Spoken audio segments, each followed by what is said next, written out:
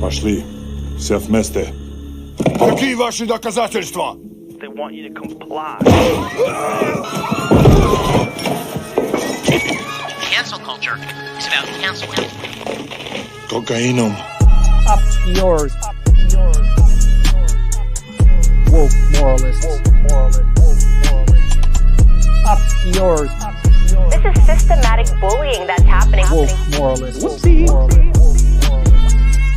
Up yours. And they believe that they can then Woke shut us moralists. up. F around and find out. Up yours. Woke moralists. They seem animalistic is what I mean. No, they're worse than animals. The woke mob, they ruin everything. They stop Ben Shapiro from going to events and speaking. They stop Ann Coulter from doing it. I will never surrender even a single inch of ground to a pitchfork mob. You never cave to the mob. We will never bow to the mob. Ever. No matter what. Do you see the final expression of cancel culture in terrorist groups like Up yours.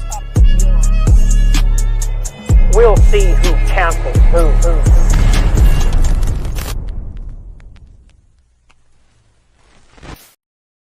Hey, everybody. How's it going, everyone?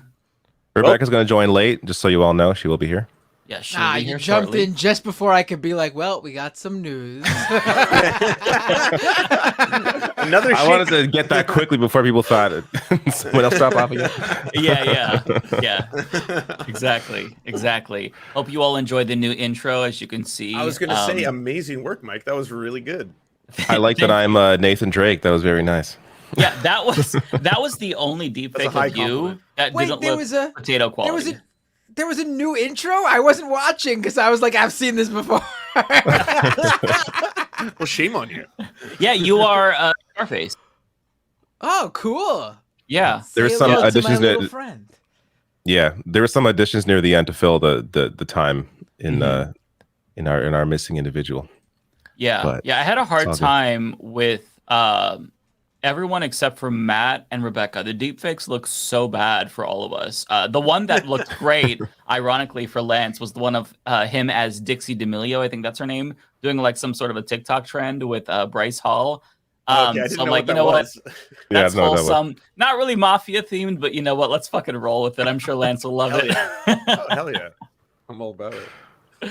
Yes. It was very sad. I was telling everyone in DM for the viewers, as I was editing out Olay and doing the Stalin meme to her, it was very sad. You know, you doing the Stalin meme is funny, but not when you're doing it to a friend, right? So yeah. Right. I agree. Speaking Happy of birthday Ole, though, to Olaymi, by the way. People should go. It's her birthday today. Yes. People should wish her happy That's right. birthday. Yes. Shower her with love and appreciation. And subs. And subs. Absolutely. Go subscribe to Illuminati. Yeah, and we do have a guest coming up, Dan from the internet. I believe That's he'll right. be here soon. So yeah. I just saw this in the super chat. Since it's relevant, I might as well share this here. Dynamic editor says the new thumbnail makes it look like social distancing is now banned in the leftist mafia. That's right. We're all very nice and cuddled up in that image. Well, you know, it's difficult It's because I had to pre-COVID. chop off half of Lance's body, so that means I have to move myself over, and then also move David over because David has only about like a fourth of his body. So you know, trying to squish everyone together until we get new artwork, which we will at some point we'll get new artwork, but you know, just making do for now. I don't know. I really like doing shit like that, like editing things together, photoshopping, just fun projects. So I'm impressed like by how your you put the skills. books I in. couldn't do that cleanly. if you look closely, it's pretty flawed. Like I'm sure people who are more savvy than me will notice. But yeah, you know, I enjoy it for some reason. I really like the said, whoopsie. if you ever How you wanna put that do, into the theme music. That's really good. Yeah, Whoopsie. thank you. I said Yeah. last week, if you ever Whoopsie. want to just donate your editing time to to me, feel free. Hey, give me creative freedom, and I will make you a bunch of shit. A logo, an intro. Ooh, wow. I'm down. I like doing stuff like that. I don't know why. Mike's gonna take footage of me and cut it into things I'm not actually saying. Like Well, welcome to the right wing show, Doomed. We love white supremacy. It's already clipped. Yeah, that's gonna be clipped immediately. Well, that's why I said it in the most robotic way possible. So even if it is clipped, clearly there is some sort of context and joke going on. Context doesn't matter anymore. Very smart, Pinder. So I've got to get everyone's opinion on this. What do you all think of the new Twitter rebrand, X? Apparently it was banned in Indonesia because of their porn laws. That shit is so fucking hilarious. It's great. I love it. It's wonderful. Elon Musk is so great. It's brilliant. Doing great. He's smart. He's a good guy. Yeah. I saw somebody's. They had a bunch of tabs open. I think I saw this on Reddit. I can't credit the person who did this, but it's like, hey, all of these are porn sites except for one of them, and it was Twitter, because there was like X Hamster, X Videos, X Tube. So it's like it feels very porny, and I don't think that Elon Musk realized that, or maybe he did and just didn't care. Either way, he's just a moron. It doesn't matter. Yeah. It's so like. I do think that the rebrand is like the least of Twitter's problems.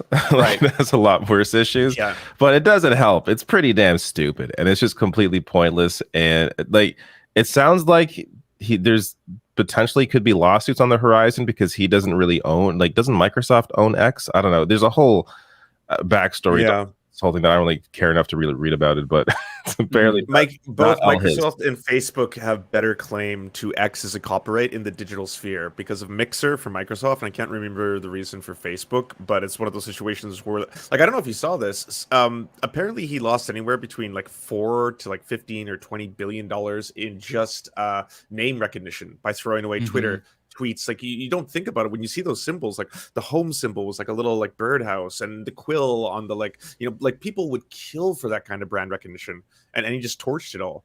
But did you see his response to that? It was hilarious. He says, actually, X will be the most profitable brand in the world. I'm paraphrasing, but his last part of that was "make my words." So like, he actually he got a typo. Instead of saying "mark my words," he said "make my words." And like, it wouldn't be funny in any other circumstance, but because Elon Musk did it while he was trying to be arrogant, it just makes it so much more amusing to me. Like, what a clown! What a fucking clown! But yeah, I also saw that he's going to take away the light mode. So it's dark mode for everyone, which is very fucked up because for me, like, I have astigmatism, and the white text on the black background is more difficult for me to read because, like, kind of makes it shiny. So yeah, that's fun. So another reason to not use Twitter. It's part of the reason why I don't really like using Threads as much, because I want the white background. I like light mode. So whatever. It's just like little things here and there adding to it to make it shittier. I also like, I'm one of the few, you and I, most people like dark mode, and I get mercilessly,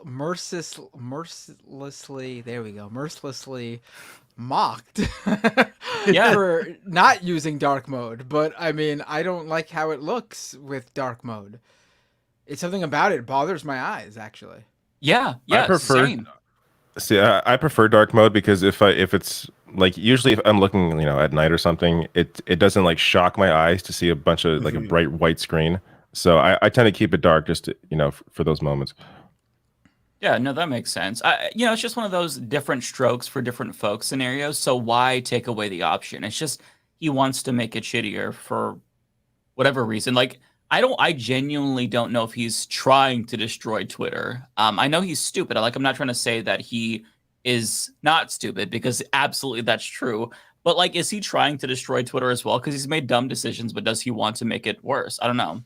I think apparently this allows him.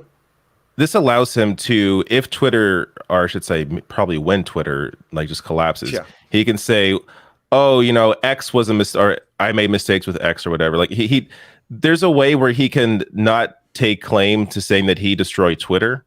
He could just pass it off as like, "Oh, it was the X project." No, you killed Twitter. you paid for this thing for billions and billions of dollars and sunk it into the ground. But he can just call it X now, and it was never Twitter. No, I don't think that. I don't think that's it. I think because he values the X brand more than he values Twitter. This is his baby. X is his dream. He's been trying to do it since the 20 PayPal plus days. years in the making. Yeah, this is. Yeah. I mean, he and they literally shut him went down back for good reason. He literally went back to PayPal back in 2017 and asked if he could get the domain back and purchased it back from them, because that was the name of his company when it combined with PayPal back in the day during like the .com bubble. And he tried to get PayPal when he was CEO. He tried to get PayPal to change its name to X. And Peter Thiel and the rest of the board was like, "What the fuck's this guy doing?" And they booted him from the.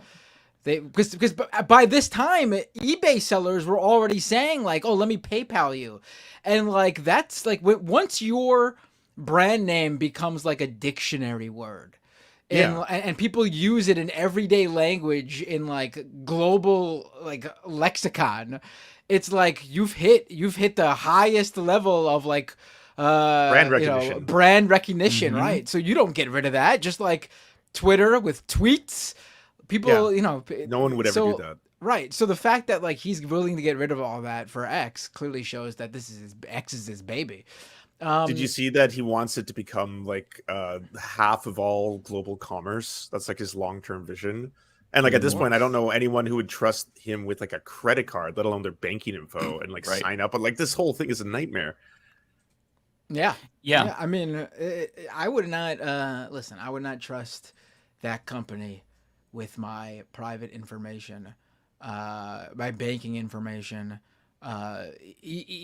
hands down. You want to say you stay on the platform, you do this to that on the platform, fine. But I would not trust my money deposited with that company. I mean, first of all, we've already seen how much they value privacy over there, being that Elon Musk literally leaked internal private emails from the company, and not just like emails of the employees, which to me is suspect to begin with and not good, but also on the other end of those emails are people who were interacting with Twitter employees who are not employed by the company. So he also leaked their private communications too.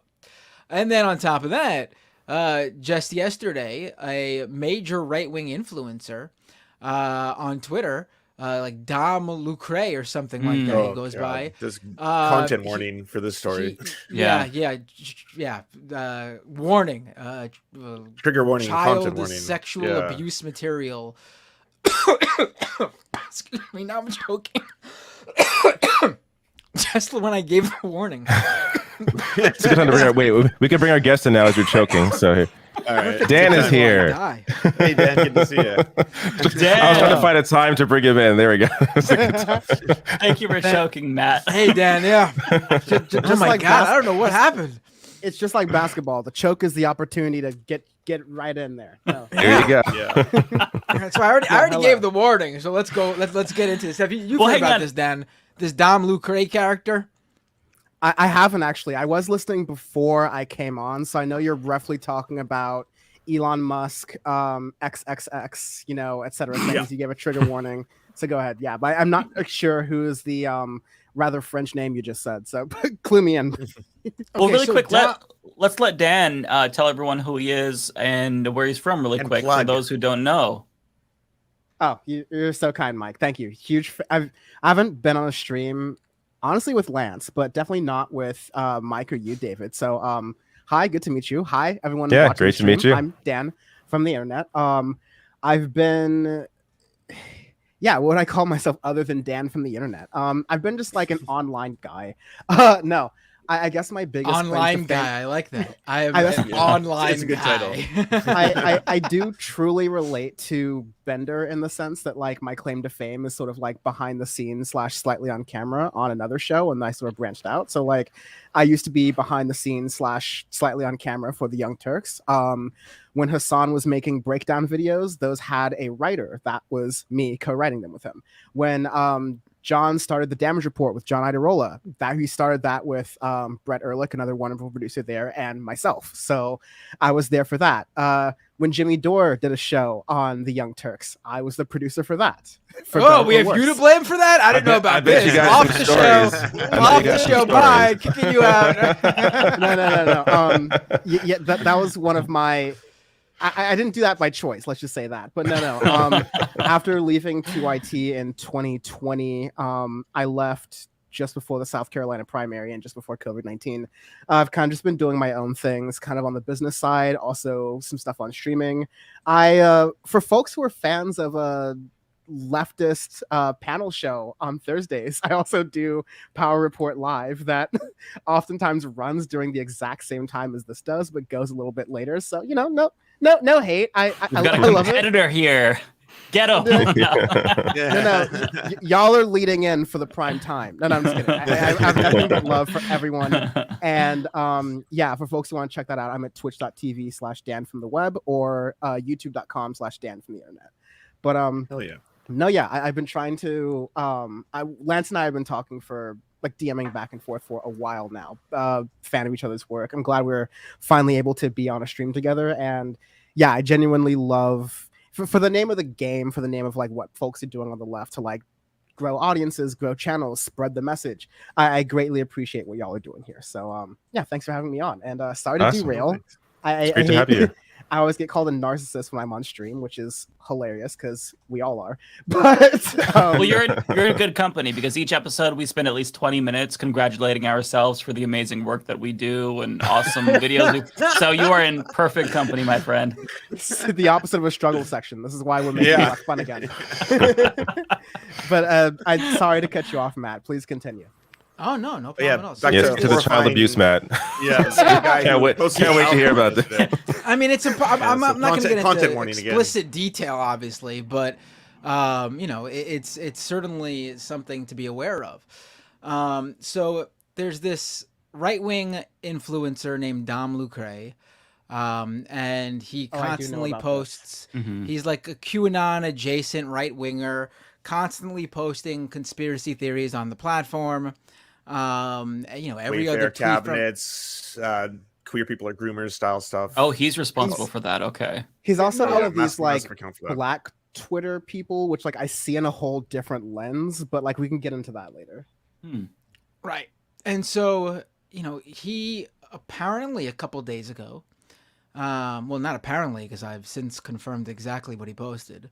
A couple days ago, he went on one of his, long stories to try to, because he's not actually posting any revealing information. He makes conspiratorial remarks about various politicians he doesn't like, and then sometimes he'll put in stories about people who've been arrested for having this child sexual abuse material, or arrested for other sort of things like that.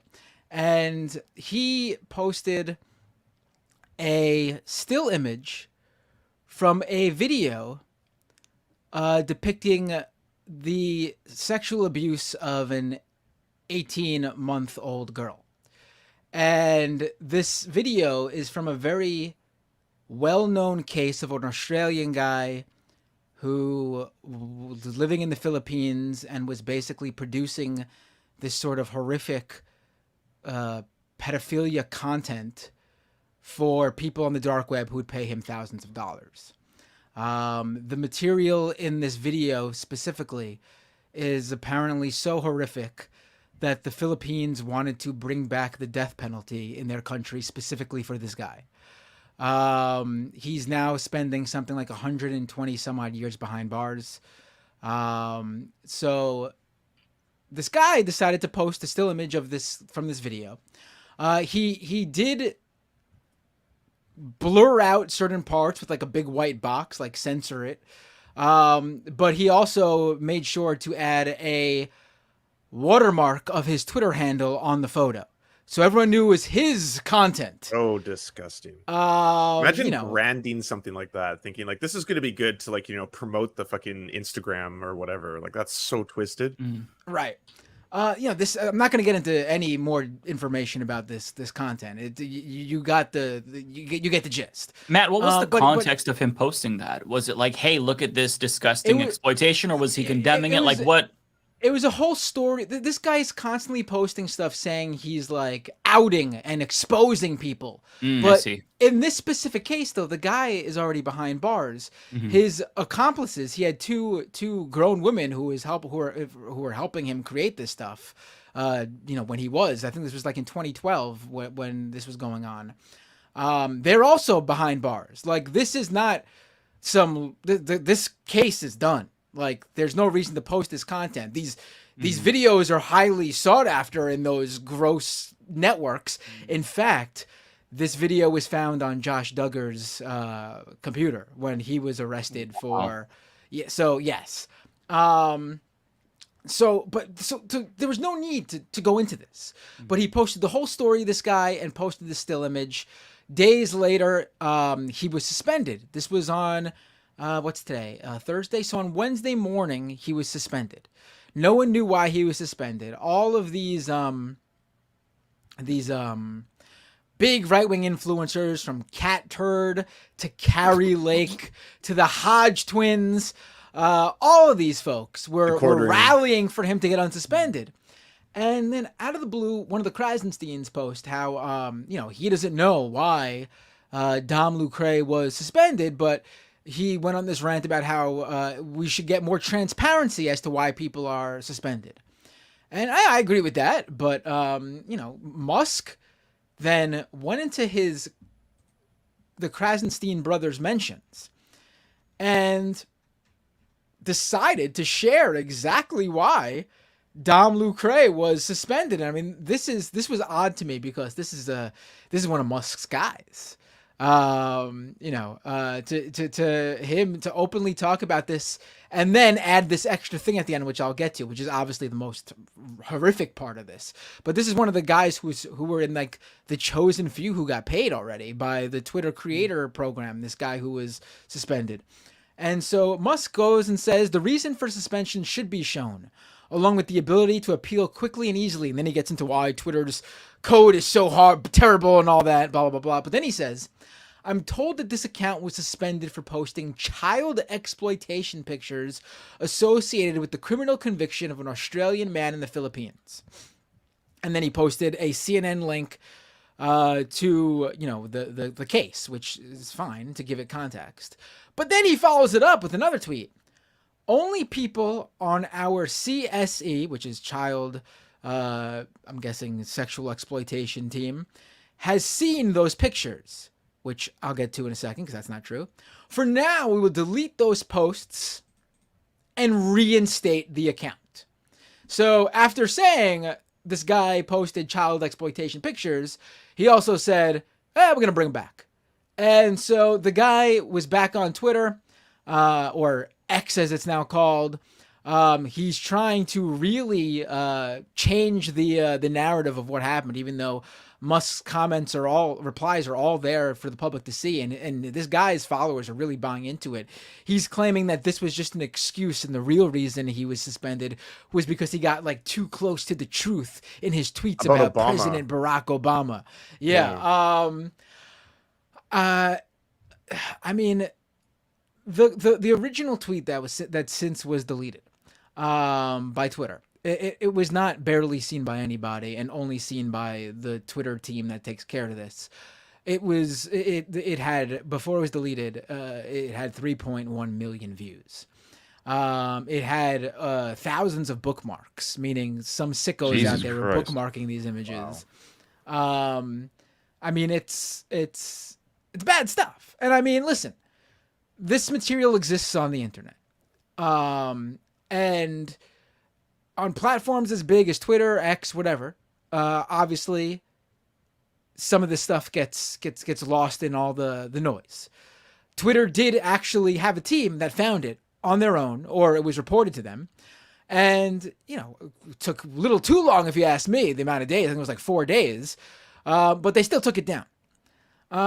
Obviously, that should get better. They should not be happy about how long it took. But, you know, that's you know, they must basically fired the whole team that dealt with this stuff. But the real problem here is that Musk was so quickly to intervene and bring him back. Like those other, like the other issues other platforms deal with. You'll see all the other platforms have content like this that needs to be taken off immediately, and they screw up, and it's up there for too long, and it gets taken down eventually. They all need to work on that. That's not unique to Twitter. But Musk personally intervening to bring him back was very bizarre. I mean, I don't know what to say about that. Just very bizarre. After behavior. posting child porn. Yeah, that makes him. I mean, complicit. immediately too. Like, let's take the context for a second. That this guy really didn't see anything wrong with posting he went out of his way to edit it, which first of all means he didn't have the edited version. He literally has the original copy of this material. I don't know if he got the edited version or a copy of the material based on his tweet, because he had a follow-up tweet explaining what was in the picture when it was still up. It sounded like he personally edited it, but I don't know. Let's just say, give this guy the benefit of the doubt, which, knowing his history, I don't know if we should give him that, but let's, for the sake of argument, give him that benefit of the doubt, that he thought he was doing well. This, exposing this stuff, letting people know it exists. I mean, posting, owning, viewing this content, regardless of it being edited or your context for it, is actually illegal according to federal law, at least in the United States of America. Yeah, there is no context for it. Like, I saw the responses from people saying that, like, well, what's the context? What happened here? It's like, what fucking context do you need? Right. It's already been identified. Like, Jesus. But second of all, this should tell you exactly why this whole idea behind citizen journalists are going to, because this guy thinks he's doing an act of citizen journalism without knowing how to actually protect the people he's supposedly talking about. You don't post the child sex abuse material to save the children or to put a message out there to spread the word, because you are literally re-exploiting them by sharing that imagery again. And I'm giving him a real benefit of the doubt here, but I want to cover all bases and why this is ridiculous on every single level. No journalist who takes care to cover the story would have ever would have posted those images, period. I think most normal people wouldn't have posted it, but I have to assume that he knew what he was doing. I mean, how could you not? He put his whole, watermark in the corner. And this whole, the reason why I was curious about why he, what the context was, because if he were to be like, hey, look at this is bad. I'm sorry, but that's a really thin justification for you posting it when you just wanted to post it. It's genuinely sickening. And I'm not going to make any allegations, but I'm suspicious of this person. I could see that argument for a range of different topics, no matter how horrible, something someone says or something like that. This is the topic where that is quite obviously not where that's applicable. I mean, it's quite clear. And I don't think it needs to be explained, honestly. Yeah. Did you see that he replied to you, Matt? He's like, damn, sounds like you look like a caveman or something. Yeah, that was his reply to your viral tweet. That's how you know. That's how you know. You got a good argument when you're just going to do that. I mean, I don't even care. I'm not going to even. I've gone out. I have a new rule where I don't reply to anyone with a blue check on there because I don't want to give them a penny. Because that's what you're doing, by the way. If you view any blue check. Yeah, he's one of the people who said that he actually got a payment. So I mean, how much of that money is coming from spreading conspiracy theories, QAnon conspiracies, or potentially child abuse photos? Is money being made from that? Are they profiting from this? Right. Yo, when does Rebecca come on? Because I have a very wild take that I need to be checked on by another black person. So that being said, I am willing to spit it to y'all. It's just that I don't know what the reaction's gonna be. She should be here relatively soon. A little bit late. Yeah. I'm not sure what time though. You could just share it. We'll, you know. Give your opinion. This is me being a producer again. Like, David, give your opinion. Maybe we'll see if that stalls. But like, yeah. Oh, I don't have an opinion. I'm just sick. I'm sickened by all of what's happening in terms of this idea of who the groomers are, and like again and again and again, these people expose themselves. Like it's just it's so very clear. And this whole story, I wasn't even aware. Like Twitter, I'm barely on now. Like I'll tweet out my video links and I'll post about video games, and that's about it. Like there's very little I'm engaging with. So I'm just finding all of this stuff to be just hard to engage in any of these conversations, because it's again and again, I'm just disgusted at what's going on. Yeah, I also really want to plug Some More News video. They did I think it was like a 50 to hour minute long video about groomers and how, LGBTQ plus people are being labeled as groomers by the right, but they go into great detail to basically expose how the right, they are literally complicit in the grooming of children. When you look at the way that they cover up certain stories, they refuse to go after the Catholic Church, refuse to investigate people within their own. Just watch the video because it's very good. Like we've heard before, every accusation is a confession. That absolutely holds true. Right. I mean, I had people, because I had I saw Elon Musk's reply explaining why this guy was reinstated, unsuspended. And I needed to share this because people weren't seeing it. People don't see replies as much as they do public, non-replied tweets. And my explaining what just occurred and went down got a lot of views, and a lot of this guy's followers were defending him in my mentions. And a lot of their excuse was either A, it was him exposing it, which again we've already discussed that, but then B, this was really bizarre, and a bunch of people were explaining this. It wasn't his stuff. He was just reposting other people's. These are the people who apparently are obsessed with stopping child trafficking and calling, like we said, calling other people pedophiles and saving the children and calling other people groomers.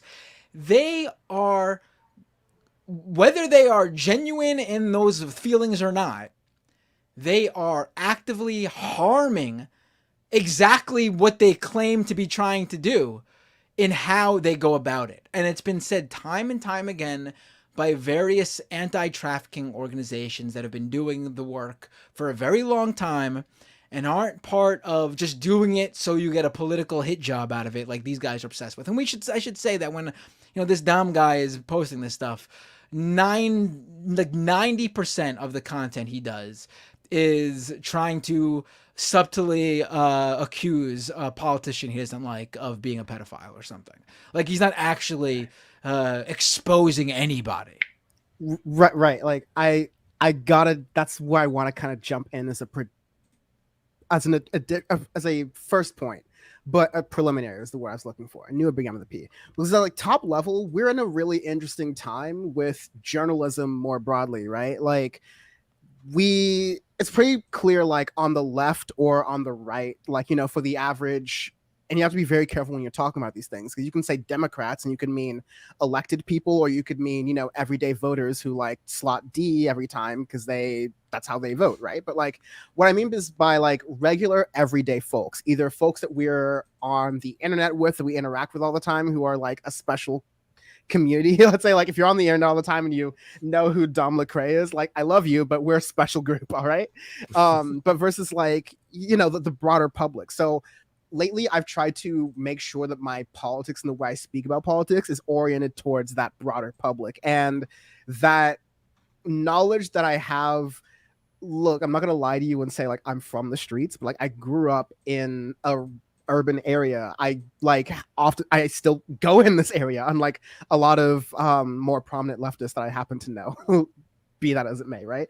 But like, Dom Lucrae reminds me of the guy at either the liquor store, at the barbershop, who's like always trying to spit at you some like, some conspiracy theory about like, hey, yo, guess what I read about the government? Like, hey, yo, you're not going to believe this. And you can't argue with him because he's just like not the kind of person who will like listen to logic.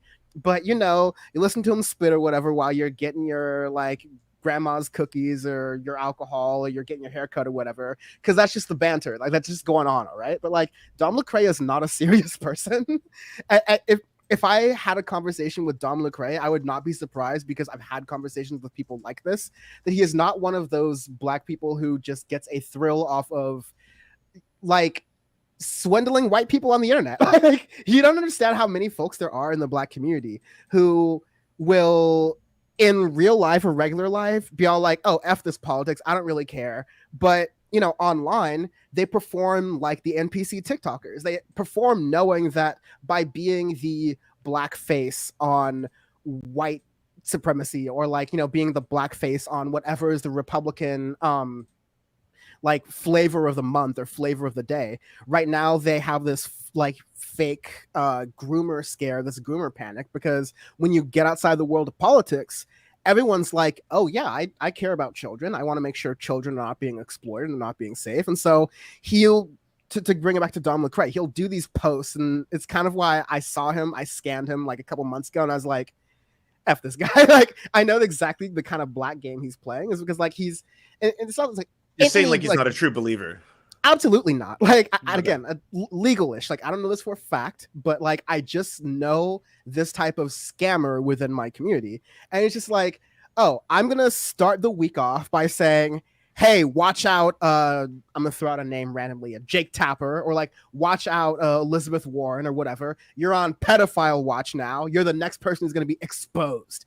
And these are just like, especially in like the content creation game, these are just words, right? Like I could write, we could title a video that's like, you know, Chevron is found to do offshore drilling they're not supposed to do, and it gets like -5 views. We do Chevron exposed for climate change or something like that. Just putting exposed there will get you a little bit off the top, right? So he knows the games, he knows the tricks that are required to get you attention and get more views. But because of the fact that we are in this space in media where there are no gatekeepers, people don't really have any sort of like, okay, why should I trust Fox News or why should I trust MSNBC, or why should I trust the New York Times any more than Dom Lucrae? Folks like that can jump in and give people the, okay, hey, trust me because I'm not, you know, mainstream media. I'm exposing who the pedophiles are or whatever. And I can make this sort of like media environment for myself so much that one of the richest, most respected, even though for complete bullshit reasons, one of the richest and most respected CEOs in the world is an Elon Musk, will now cater to my beck and call because I'm on this agenda that happens to be aligned with the same agenda that Elon Musk is trying to align to. Because getting back to that earlier conversation, sorry, I know I'm all over the place, like getting back to that earlier conversation of like, did Elon Musk mean to destroy Twitter purposely or not? No, Elon Musk did the same thing that Mark Zuckerberg did, which is fall for the head fake that Republicans were giving over the entire social media age, but especially since 2015, 2016, that social media, by definition, because their headquarters are in California and their executives and senior project managers are all liberal, has some inherent liberal bias. Never mind what the people consume on that site. Never mind what constantly goes viral as opposed to what gets suppressed. All of these rich people believe in this, you know, narrative that big tech equals woke, big tech equals liberal. And so seeing someone go against the grain of that, it's the exact same reason why like Candace Owens is popular, because yeah, she's going against the grain, but she looks like someone, I'm talking about black skin, that looks like they're not supposed to go against the grain. So for some reason you think you should trust them more because they're riding on that, oh, I can't be told by anyone, I can't be bossed by anyone. Meanwhile, this is just kayfabe. It's just lies. It's just spin. And so I've never been able to take Dom Lucrae seriously just based off of that gut check that I'm trying to like kind of describe, that I think I can just see someone, especially when they're another black person, and go, oh, you hustling. I respect the game, but like you're also a piece of shit. And that's the exact face I got from Dom Lucrae like on day one. And so yeah, I hadn't thought of him that much until now, because his bit is, oh, I'm gonna expose a pedophile. I'm gonna expose a pedophile. I don't have any information. I'm pretending to be a journalist, but I'm gonna expose a pedophile. It's a really sad game and a reflection of where we are at right now in media that thankfully we're fighting against. I was gonna say though, I think that regardless if he is serious or the whole thing is just a grift to make money, one of the really scary precedents that this whole like scenario has started is that the actual owner of the website has made an exception to personally intervene and then reinstate an account after someone has directly broken the rules of posting child porn, and then admitting to the fact that that actually happened, then being like, okay, well now the child porn has been deleted, but the account is back. That's pretty massive when you think like this is supposed to be what the world's second richest human, titan of industry, all that kind of stuff. Like this is still a pretty horrifying event. And he supposedly bought the platform off of, again, buying into this false narrative from the right wing that Twitter is an inherently leftist, tilting their finger on the scales towards leftist discourse and conversation and promoting those ideas, when the so-called Twitter files that were exposed show that there was, as like Matt Bender brilliantly reported on as well, and a number of others did, there was a lot of internal strife within Twitter about how to handle situations that turn into these like right-wing like buzz points, like the Hunter Biden stuff, right? But it's because Elon Musk has accepted this right-wing framing of, oh, everything, even the stuff you hate, even the stuff you find morally despicable, even though we have proof that the proliferation of these things online without any sort of context or, like flag, community notes be damned. But knowing that the proliferation of the stuff online leads people to just believe these things, even though those of us with a little bit of education know they're wrong, Elon Musk goes, oh no, we have to let that go through, because what if the Nazis have a point? Like, what if the people who are slandering folks about pedophilia, what if they have a point one day? What if a broken clock is right twice a day? Like, that's his application towards free speech, which is fine in like some context, but when you're trying to run a platform based off of advertiser revenue and subscriber growth, people have to inherently like being on that website. And if they have to worry about Lance of the Serfs is about to be exposed by Dom Lucrae, then like no one's gonna go on that site. I also just hate being on Twitter in general now. It's just like Hitler's bunker. It's everything you post, there's gonna be like 10 verified Nazis popping in your replies all the time. It's depressing. Yeah, this whole really environment that we're in currently, I mean, there's legitimate reasons to not trust the media or to be skeptical of the media. I mean, these are by and large businesses, right? Their goal is not to disseminate news first and foremost, it's to make a profit. But then people take that lack of trust in media, and then rather than trying to become more literate with the way that they engage with media, they just do the opposite and they go full contrarian. They start trusting these charlatans who are completely idiotic. Nobody in this country knows how to actually digest the information that they're taking. So it just comes down to, oh, well, this person said it, so I trust them inherently. This person said it, so I don't trust them. Or this is what most people are saying in mainstream media, so the opposite by default must be true. And that can lead us to some really strange places, right? It can lead us to, thinking the election was stolen, or thinking that like the fucking government is storing alien bodies in some bunker somewhere, as we saw yesterday, which was insane. So it's frustrating because there's this like anti-intellectualism, and there's just this penchant for conspiracy theories that is not healthy. And I don't know what to do about it, because you would think that the media should serve its role, but if the trust is gone, how do you restore that? It's a very strange moment that we're existing in, and I hope that we collectively snap out of it, but I don't think that's going to be the case, unfortunately. Did you see that Elon Musk was like promoting some aspect of how myocarditis, like a conspiracy theory about myocarditis and like the rates at which people receive them, and then he got a community note like check, and then he made that community note disappear? Oh, like, right. Fully, yeah. I will say that community notes could be removed by the community. Okay. I'd be careful with that. I don't know if he personally, in fact, for that one, I don't think so, because I don't think he cares enough. Do you know what I mean? I mean, it's certainly possible, but he's had them before, I think, hasn't he? And yeah. Oh yeah, he's definitely disappeared. Just like you can vote for. Haven't we all? Right. Just like you can vote for a community note. Just like you can vote for one to be added to a tweet, you could also get enough people to, remove one too in their vote for it, against it, I should say. And like to your point, like earlier, I think it was Mike who was saying this. Like, I come of the era of like I guess our generation, where we looked a lot towards the early blogosphere of the 2000s and sort of how you think of folks like Sam Cedar, folks like, Cenk Uygur on his better days, right? Folks like Ezra Klein and even Matt Iglesias back when they were less annoying. Like they came up at a time when everyone in mainstream media was like pro Iraq war, pro like Bush, legitimacy, right? And the internet was a lot less fragmented. I mean, arguably more fragmented, arguably less fragmented. I mean, everyone was on like forums and different blogs and websites.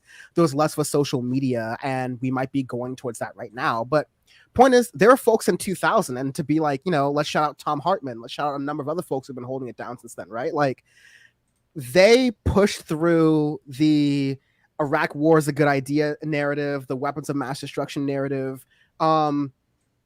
Hell, I cringe as fuck, but even Keith Olbermann, right? Like they were able to like have an audience and a message to be able to genuinely make the audience feel like when they were hearing these right-wing talking points, they had like Rachel Maddow. This is where she got her like big gig on Air America and then on MSNBC. She would have these 20-minute long monologues, completely unheard of in cable TV, but it would empower the audiences watching them. Like, again, I'm talking about the early 2000s.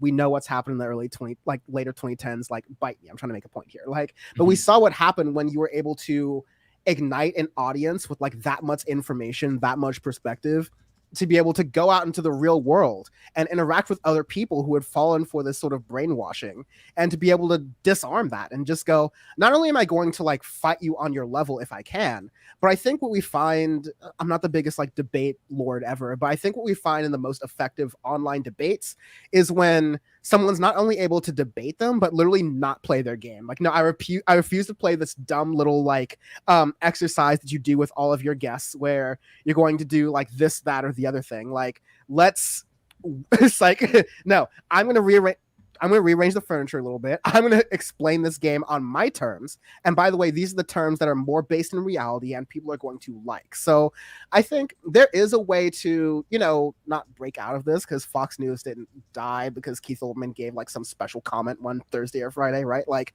this will still exist. There'll always be a market for these types of grifters, as there are grifters on like the post left, let's say, right?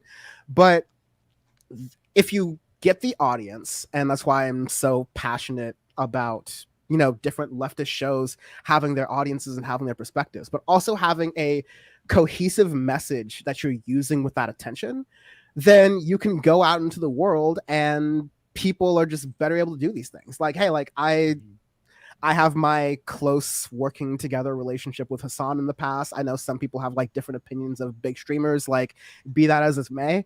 I'm happy that someone like Hassan Piker exists to debate someone like Andrew Tate, because it's like, you're gonna have a lot of like young Andrew Tate heads, but you're gonna also have a bunch of young Hasanabi heads who are going to be debating that.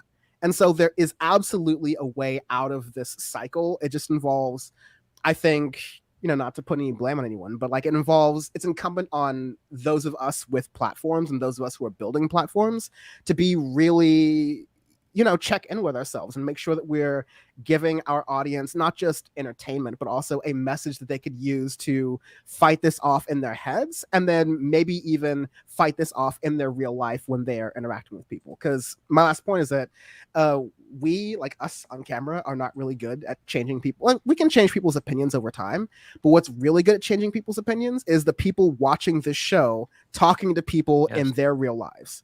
Yeah, you watching this show have so much power to change the perspectives and the opinions, or even just nudge it here or there, than just saying, hey, go watch Leftist Mafia. I mean, tell them to watch Leftist Mafia, tell them to watch Power Report, God bless. But if we're doing a good job, try to have these conversations in real life with people, and you'll start to realize that your like real life relationship with them and you being reasonable and fighting off their points is gonna start to get to them at a certain point, and they may, depending on how stubborn they are, one day they will admit it to you, and you can be smug as like hell after that.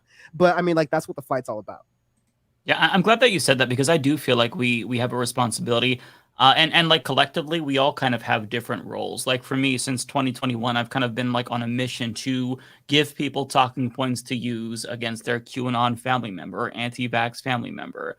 and like trying to get people to engage in a responsible way. Like that's planting the seed. Like I did a video yesterday on the UFO things, and I tried to be, you know, level-headed with the UFO people. I should have been much more mean to you fuckers, but I tried to be level-headed, right? And it's like, hey, this isn't necessarily a harmful conspiracy theory when you compare it to anti-vax, because this isn't going to kill anyone. But the problem, if you accept a lower standard of evidence for this conspiracy theory, is you might do the same for a different one, and you could get roped in. Like, this is the way that it works, right? So it's not just about this conspiracy theory, it's about the way that we engage with content and our standard of evidence. So like I think that trying to give them the skills is really an important function of like what we do. The difficult part is trying to do it in an entertaining way, because as you said, Dan, like if you do a video about climate change and how to talk to people, nobody wants to watch it. But if you can rope in somehow that like, oh, Marjorie Greene said something stupid about climate change and she also shit her pants, that's gonna do it. So trying to find ways to like empower the people who we watch, that's been my goal. But it's so hard because like we're all just like, there's no book to go to you know how to address certain things. We're trying to learn as we go along.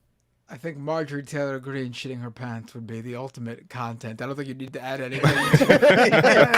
Well, to add some you got to add some value there, though. Like, it's not just her shitting her pants. Yeah. Also, her shit helps to cause climate change. So let's talk about the cows. Listen, last week I posted a video about RFK, someone at his dinner farting, and it was about climate change, but it got 75,000 views. Best performing climate change video I've ever done. Emissions. There you go.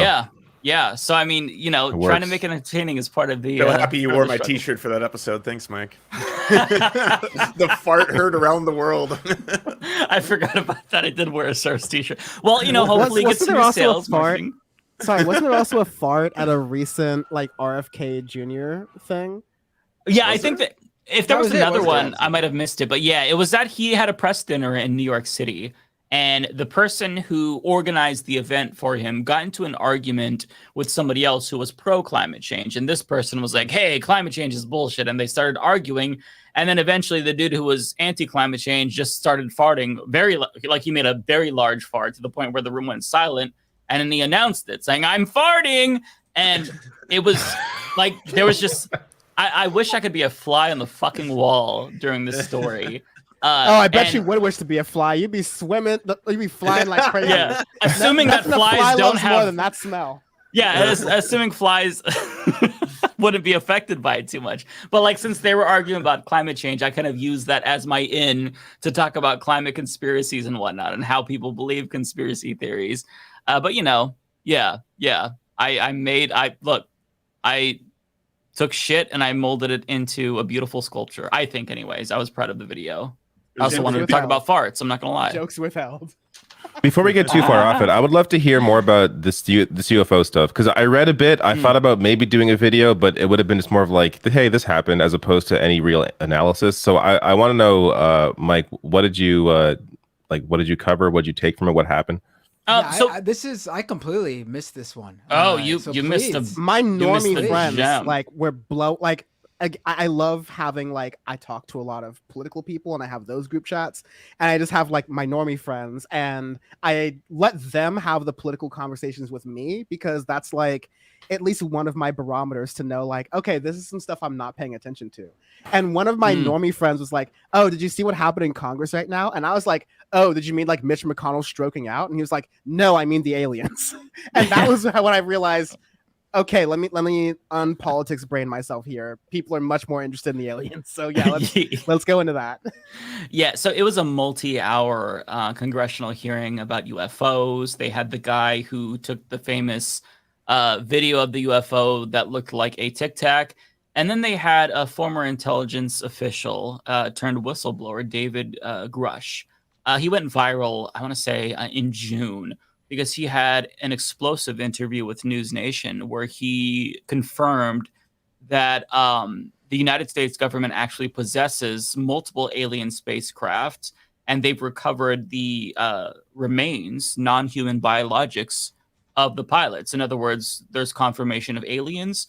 He also speculated that they come from different dimensions. On top of that, some of them are malevolent and have killed human beings. And there's an actual treaty, he didn't describe this as a treaty, but a sort of pact that the government made with the alien species.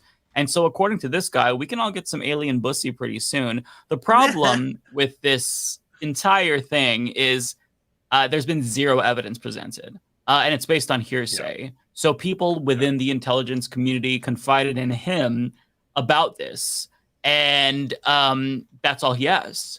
There's no photographs. He hasn't seen the photographs of the aliens.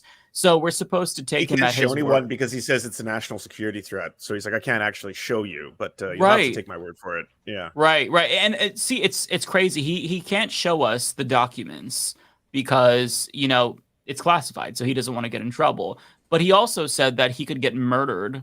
He implied he could get murdered for exposing this information because the government has murdered people to keep this secret. But I mean, there's so many questions, with regard to this. Why does the government?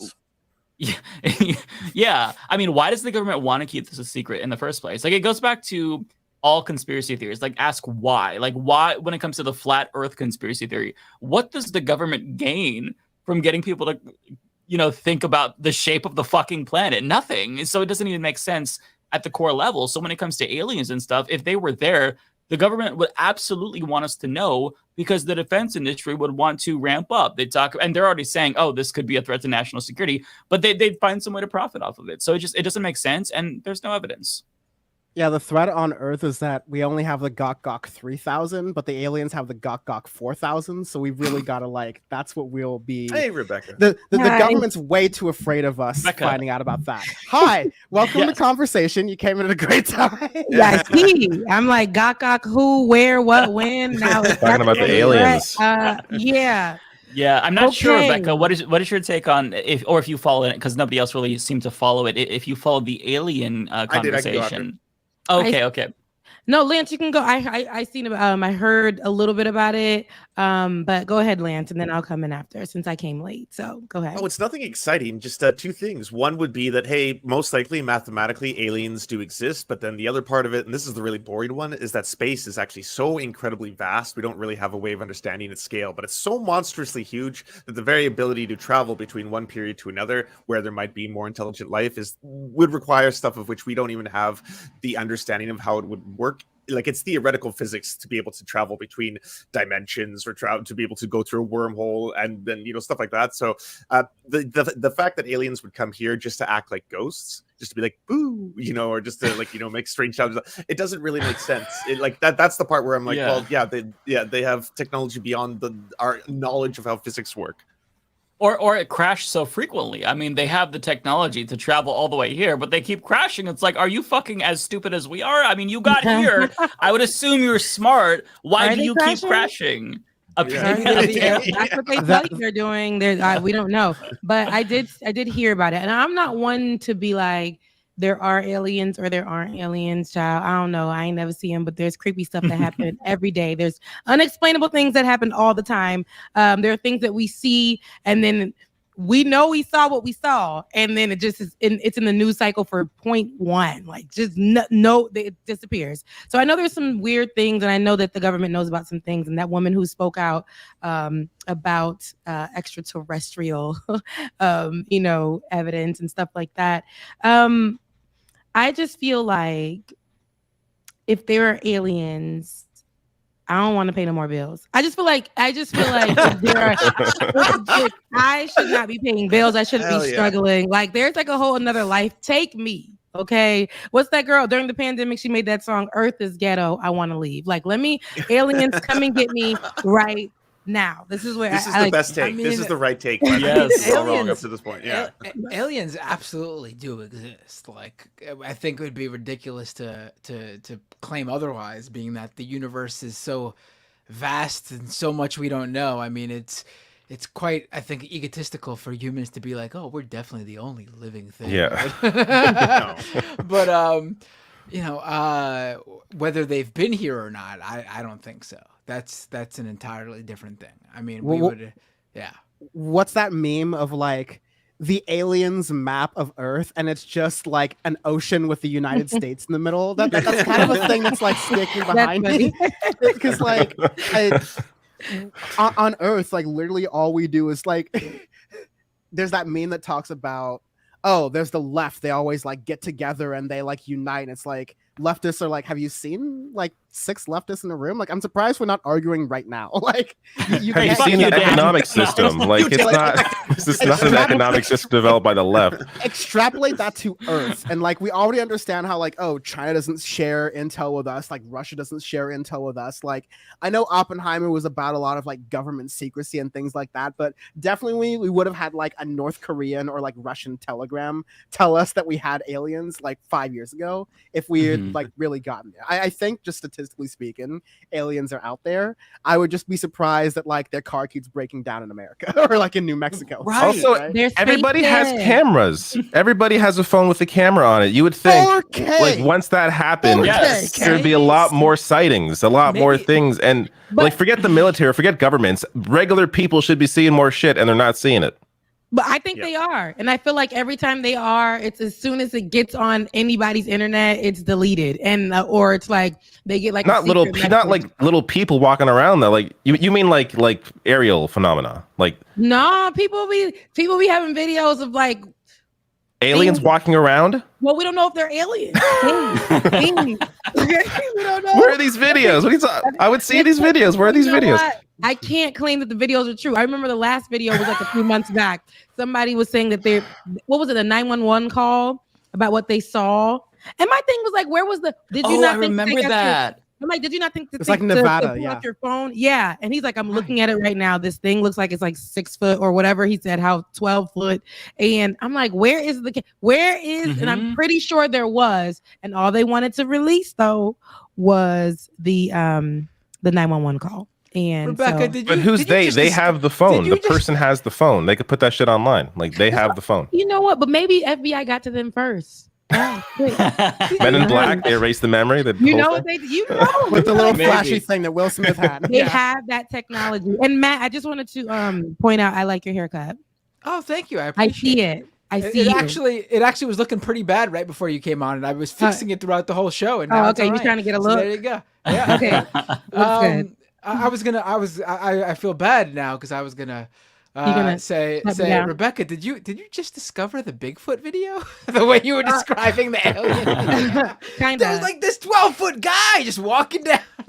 Yeah, no, I'm new to this. Like, everybody is so into the extraterrestrial, and I'm just like, just leave me out of it. If I see it, I'm probably gonna kill myself. I don't know. I don't like fear. I think I would be really, really scared if I see any weird things. I'm already scared of the dark. Like, I ain't with all that. It's possible when we talk about like alien intelligence, like them crashing on here. I mean, it's possible that the aliens from the M. Night Shyamalan movie Signs exist, where they came to a planet. It's like what is this planet? What percentage of the planet is water? And these aliens resource, right? Yeah, and these aliens were like their skin melted if it touched water. Like, you know, maybe it's aliens were that smart. Is our most abundant fucking resource. It's the movies that do it for me. There was this one movie that had actual footage in it, and oh my god, till this day it creeps me out. Was it The Sixth Sense? No, that could be not it. Oh, was it The Fourth Kind or something? Thank you. Yeah. That's what it was. That was a good movie. That was so scary. Yeah, good movie. It had all the scariest things you can think of for me to see. And I had nightmares. Like, that was crazy. Because it was the fact that I knew there was actual real footage in it mixed in with the movie. It didn't sit well with me. I was just like, see, there's things out here. People know about them. It's on video. And they only showing portions of this, you know. And see, Fun fact. That movie kind of got me into UFO conspiracy theories, actually, because I was really into astronomy when I watched that. And then I wanted to seek out these videos, and I watched a bunch of documentaries. Like, there was the Phoenix Lights. Like, remember that? That was the one that was like, oh my God, everyone's seeing it. It turns out it was like balloons or something. But yeah, I kind of went through a little bit of a phase where I was really into these conspiracies. I thought that the testimonies from pilots was interesting. But the problem is that there's never anything more than grainy footage. And sure, I believe that they, these pilots, they see something, they describe it as like, oh, it looks like a Tic Tac. But like, you have to exhaust all other options before you get to, oh, it's aliens. Like, you can't work backwards from the conclusion. I saw a floaty dot in the sky, so it's aliens. But I will say that, like, if you really want to prove aliens are real, like, if you tell me that, like, Mitch McConnell had a tiny alien controlling his brain, that's more compelling to me than these UFO videos that go viral all the time. Because that would actually make logical sense to me. Well, that alien died for 20 seconds this week, and as Mitch McConnell completely froze. Wait, are we doing this? This is the segue. All right, here we go. Mitch was on 1%, and I was like, somebody plug him up. Somebody get him some charge. The last thing I'm going to say about that is, like, I love whistleblowers. I got nothing but respect for whistleblowers, but like Edward Snowden leaked that shit. He's like, yeah, they could kill me if I tell you about the stuff I know and I give you the proof and the documents. God bless. I'm out. Here's the information. Julian Assange, like, there's mixed opinions about him over the past 10 years, but like, he set up WikiLeaks and was like, yeah, no, if we're gonna be about it. Like, here's my information. Check my work. All right. I because this is a country where the History Channel show Ancient Aliens has been sliding on History Channel, like, no worries about getting renewed. Like, it's been going for like 20 seasons because this is that country and those people are speaking out right now. I'm gonna need them to Google it. I would need them to do their own research a little bit more. I'm gonna need to find a little bit more information, honestly. I want to believe, though. I mean, what we need to do, and I said this in my video about this, get the crew back together that stormed Area 51 in 2019. Such a beautiful time. Oh, the Naruto run. Let's Naruto run past them. Let's see them aliens. They can't shoot all of us, and if we Naruto run, we can outrun their bullets. But speaking of anime, I saw a meme that Cam from H3 posted of Mitch McConnell when he was frozen, and there's a picture of a Shin Megami. I don't know if you all seen Death Note. I haven't seen that one yet. Okay, so it's an anime where this teenager finds a notebook, and if he writes somebody's name in it, then they'll die. A Shin Megami, gives them. It's been a while since I watched it, but there's just like a Shin Megami in the corner looking at Mitch McConnell, implying that his name was written in the Death Note. So yeah, there was a lot of really good memes about that, and this is perhaps the first time where I didn't get that little like feeling in the back of my head or in my conscience that was like, this isn't. You shouldn't laugh at this. Oh, it was hilarious. I loved every second of it. The memes were fire. If he dies, let's let the memes run. Let's do it.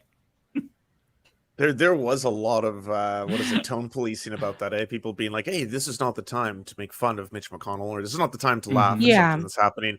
I think every time I see that kind of stuff, it's like they want to preserve what little empathy we all have left, because the world is pretty rugged. There's a lot of fucked up shit going on, and they want you to preserve what little empathy you have left for someone who has spent his entire life like basically stripping people's healthcare away.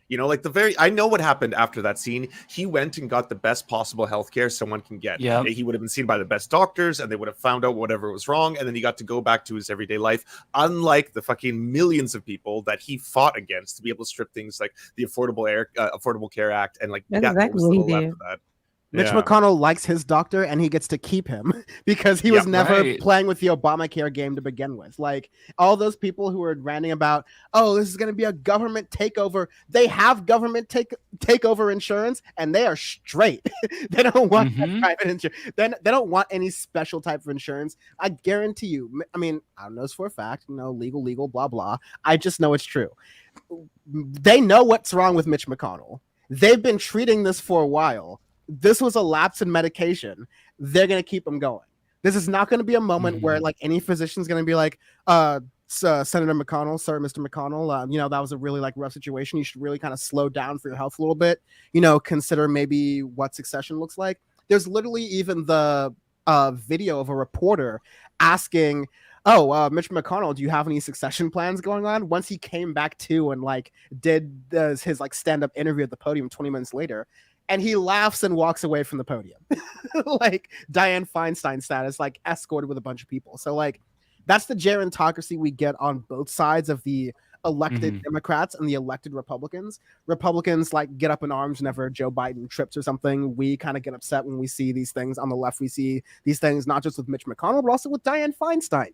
So the issue, as to be serious for a moment, like the issue is that there aren't like fuck the olds caucus within the Democrats and the Republicans in Congress to be like, hey yo, gerontocracy is a no. Can we either get some like age caps or get some term limits, because that's going to be way too close to the third rail of power for either the Democrats or the Republicans, for either like the Squad or, you know, Matt Gaetz and associates, like even the splinter groups within each party.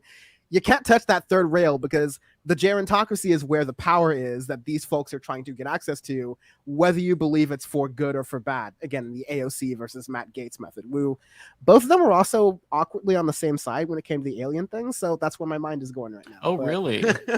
No, they were both asking testimony. So like, oh, no, is the government hiding about this shit? The world needs to know. Like, it was one of those, Bernie Sanders and Ted Cruz, like, do a nod in the distance as they're, like, passing on trains. Like, every once in a while it happens. But, no, like, this is because we have both political parties, and the people who are elected in both political parties are looking at the gerontocracy, and they're like, I don't want to rock the boat. I like the power as it is right now. We're not going to do it. So...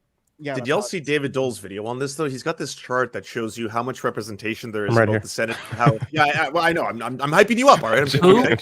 I hate that guy. David Dole. Yeah.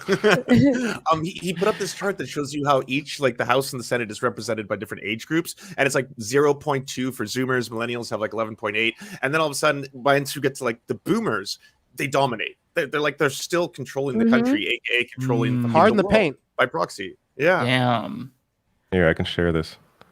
I did not see this video yet, but yeah, I believe Chico. I do struggle though with this idea that like it's just about age, because, you know, as Dan kind of alluded to,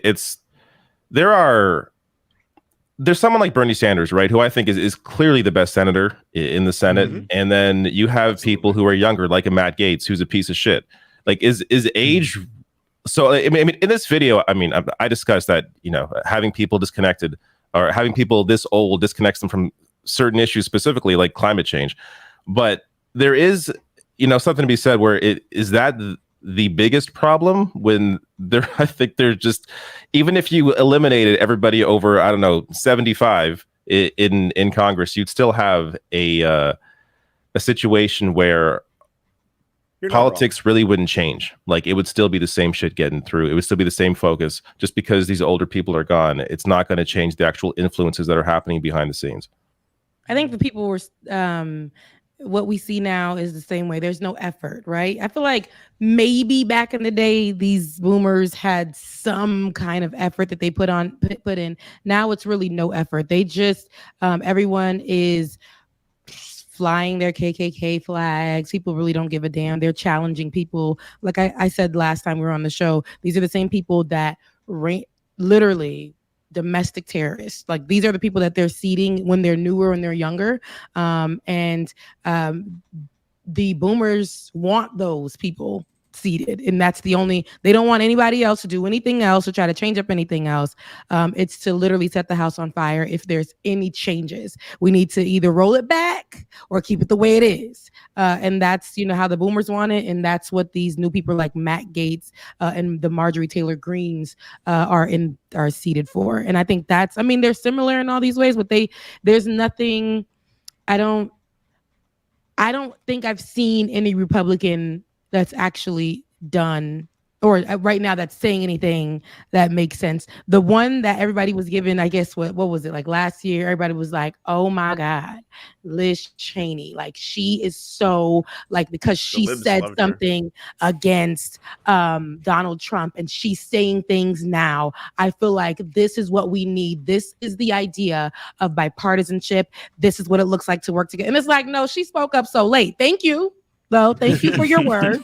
Thank you for doing what you were supposed to do. But that's not to me what people we should have seated, we should trust, right? They might fall short sometimes. We might not agree with everything they do. Sometimes I don't agree with things that people on the left do. Sometimes it might be rarely there's something on the right. I mean, like, you know what? But nothing that makes me like want to be like, yeah, shouts out to them. But with anybody who's a leader, whether or not we agree with them or not, what, like, can we trust you? What can you, and all them people on the right, They are shifty as hell, but they're shifty, but they will definitely stand 10 toes down for BS, for things that hurt, especially marginalized communities. And that's what the boomers and them younger folks who are seated are doing. They have that in common. And if they can keep that, that's what we will continue to see. But those boomers will keep them seats hot until like what we see now, Mitch McConnell. They're on 1%. 1%. Yeah, I agree with that totally. To me, I've never really been concerned about age, because you can replace all of the Republican boomers with, younger Republicans. And as Rebecca said, what's going to change, when it comes to policy, and ideology? I mean, to the extent that age is an issue, it's when they're there so long that they're literally dying, like Mitch McConnell and Dianne Feinstein. But like policy-wise, that's not really going to make a difference. Like you'll see change on the outside, continuity on the inside. And what we really want is an ideological change, really. And I just don't think that age is going to facilitate that, because like as David was saying too, Bernie Sanders, that dude is 1,000 years old and he has like the best policies in the Senate. So he still operates well. Like he's not mentally, he's not where Biden is. He's not where McConnell or Feinstein is. So you can't just look at the number. It has to be how they're performing, what their focus is, what they're doing. And you could say, based on averages, maybe most people over 80 aren't doing all that great in the Senate, in Congress general. Like their focus probably isn't what Bernie's focus is. So Bernie is really an outlier. But I do think it's sort of reductive to just like look at the age and think, oh, well then they're 80, they can't do this, they must leave. Like it depends on who the person is. Right. I don't want to come off as too ageist. I want to come off as ageist, but not too ageist. And here's why, right? Like, it's like, I completely agree. Like I have, I'm like looking at my own family and like looking at the sides and how it works. Like I have one side of my family where in later age, like in later years, usually it's their physical health that goes away, but mentally they're sharp as a tack. And then I have another side of my family where it's the other way around, where there's a lot of history of dementia and like mental health issues, but like these people are like physically in like tip top shape. Like it's not their heart or their like liver that kills them. It's like some other like random thing, right? So like you can't arbitrarily put an age all the time and go like, okay, 75, you can't drive anymore. 80, you can't drive anymore, other than looking at statistics. But in the specific context of politics, I remember having this debate back in the TYT days with, I'll protect the names of the innocent, but with some other Black contributors and myself regarding the Black Caucus and people like, who's the brother from South Carolina who's just like Bernie's least favorite person?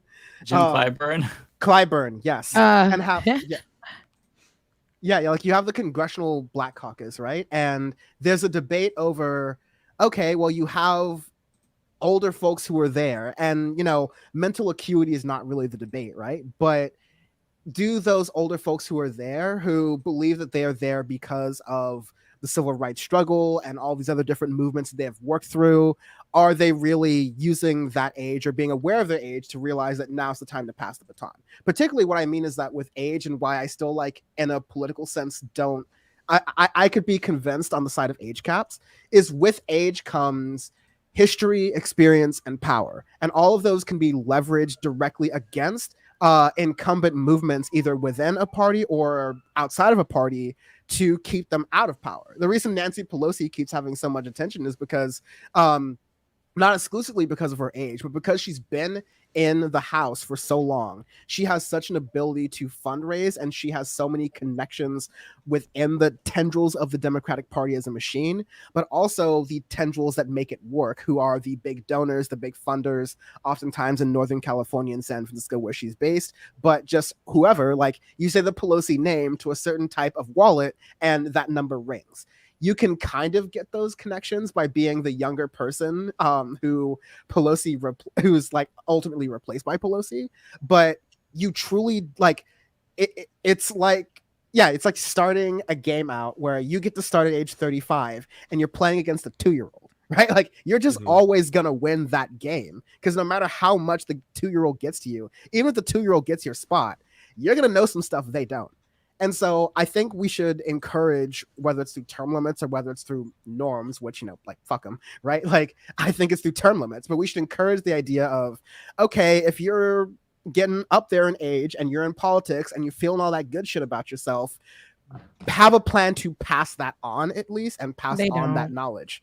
Again, yeah, I'm talking very much like in a happy world. One of the reasons why I thought that like that chart that David showed was striking, though, was not so much like, I'm not trying to say that like, you know, boomers, this is completely 100% an age thing. It's how little representation like, you know, younger generations actually have in politics. Like, you know, Gen Z, it's non-existent, and for millennials, it's barely a crumb of the entire thing. Mm-hmm. Yeah, Gen Z, there's just Maxwell Frost. That's the only. That's it. Yeah, and like a Gen Z Republican is different from a Gen Z leftist, just like a Gen Z leftist is different from a millennial leftist or progressive, is different from a Gen X or boomer liberal, right? Like all of these things and all of these gradations, it's not exclusively age. So yeah, I don't want to make a rigid sort of thing, but it's undeniable that with different generations, there's different experiences. There's living your generation in the shadow of another generation. And these things in a supposedly representative democracy and a supposed body politic that we're like trying to salvage, these are things that we have to hold with some sort of credence and actually fight for, to make sure that like we don't lose those nuances, because it's very easy for the media, just for people at large, to narrow this down and, you know, unnuance this. Yeah. Mm-hmm. I was hoping that we could talk about the internet bill that is circulating Congress. There's been a big push for it. Let me share my screen. Actually, hang on a second. Let me see if I can. Give me 1 second. Because I wanted to draw some attention to this because it's apparently picking up steam in Congress. And I don't think a lot of people know about this. It's one of those things where it sounds good on paper, but in practice, it's going to be a disaster. Mike's very worried about this bill because it requires streamers to share their screen under a certain amount of time, and he's worried. Yes. It's like the fast track tolls. If you don't do it on the right time, you get fined more. With these bills, they always try to make them sound all like, "Oh, this is going to be great. Yeah, we're going to pass the internet bill. It's going to make everything better." And it's never that. It's always the language they try to, you know, whether it's through the name or whatever it is, and you look into it slightly, and it's not what it claims to be. Yeah, exactly. No, that's it. So Fight for the Future, they are the organization that organized against net neutrality. So they're taking action between the 20th and 28th. Almost over, but there's a bunch of really bad bills that are circulating through Congress. So there's the Earn It Act, COSA, age gating bills, Restrict Act, Stop CSAM, Cooper Davis. So if you go to badinternetbills.com, you can get the skinny on all of these. I want to fixate on COSA in particular because that one is really insidious. So basically, there's this effort to mitigate the harms of social media on young people. And there's been bans proposed. This one isn't necessarily a ban, but the goal is to limit what kids see online that could be damaging. Like an example that's cited is anything that could influence a young teen girl to get an eating disorder, for example. Of course, you don't want them to see that kind of information, but the solution here is going to be terrible and actually have damaging effects for queer youth. So I'm just going to read a couple of paragraphs just so you all kind of get the gist of it. But so this is from Teen Vogue. Right now, there are a handful of bills being rushed through Congress in the 11th hour before August recess that could permanently damage the ability of AO3. This is a website that they're referring to for young people to reach its audience. So the main threat is the Kids Online Safety Act, COSA. It does have the support of celebrities like Lizzo. And there's other celebrities that support it too, but I think she's the biggest one. And the reason why they're supporting it is because it sounds like a great idea on paper. So framed as protecting children, COSA creates a duty of care that requires apps and websites to prevent and mitigate harms to children like anxiety and depression their products might cause. If the app or website doesn't take steps to mitigate those harms, usually through removing content, it can be held liable. So this is kind of a loophole to the Section 230 stuff. But anyways, protecting children from harmful content with big tech taking the full Taking the fall may sound great until you consider who will have the power to decide what content is harmful. And this is kind of the catch-22 part. So COSA authorizes state attorneys general to be the ultimate arbiters of what is good or bad for kids. If a state attorney general asserts information about gender-affirming care or abortion care could cause a child depression or anxiety, they could sue an app or website for not removing that content. So to prevent that liability, the app or website could proactively remove content that a conservative attorney general might think is bad for kids. But a lot of attorneys general think legitimate content is bad for kids. So this author says, I live in Texas, where our attorney general, Ken Paxton, has called gender-affirming care for trans youth child abuse. Some Texas lawmakers want to make it illegal for abortion funds to have websites. The school district I grew up in is currently under investigation by the ACLU for discriminating against trans students. So basically, this would restrict access, not just for kids, but it's kind of a slippery slope. It would affect websites for adults. But the most vulnerable community is LGBTQ plus youth, who would lose access to certain forums and communities that actually give them confidence, that have been proven that there's better outcomes. So, for example, they link to this. There's a whole section that acknowledges that LGBTQ plus youth actually have better outcomes when they have access to social media and online communities. And so this is kind of like another, you could think back to SOPA, but a more recent example is FOSTA and SESTA as well, where the goal is to, it's to do a good thing, prevent sex trafficking, help survivors, but it does the opposite, right? So I just wanted to draw everyone's attention to that. So Fight for the Future has a petition that you can sign if you go to badinternetbills.com. And really the goal right now, because these are kind of going through the Senate. There was just a hearing on it today. They're trying to pass this quickly. And if you don't make noise, then they're going to do it. Now, thankfully, Ed Markey and Maria Cantwell, these are the first two senators to actually say, hey, we're hearing concerns from the LGBTQ plus community about how this can actually be damaging to queer youth. So there's at least some people in Congress like sounding the alarm, but a lot of them just don't know. So like Bernie Sanders, for example, like I don't think he would support this if he knew what it entailed. He just doesn't know. So we've got to sound the alarm. Bernie, believe it or not, supported FOSTA and SESTA, as did Elizabeth Warren. And so if we don't reach them, if we don't sound the alarm and get in their ear, they're going to support this because it sounds really good on paper. Who doesn't want to protect young girls from, information about eating disorders that could cause them to develop that? But this is going to do more harm than good. It's censorship. So just be sure that if you can, contact your senator and let them know this is bad. And there's a lot of talking points that you can use from Fight for the Future and Bad Internet Bills. And also follow Evan Greer on Twitter and Mastodon because they have a lot of really good resources. They're the organizer here. Just wanted to put that out there because this is going to be one of those situations where I feel like if there's enough backlash, then they're going to try to sneak this into like some sort of a fucking appropriations bill. We know how this works. So just be aware that this is something that they're pushing. The Biden administration is pushing this, I believe, as well. And it's bad. It would do a lot of harm. So, what you're saying is though on this has some things that will definitely hurt LGBTQIA plus teens and younger people. And so how they're putting it out there is under the guise of something that will help everyone.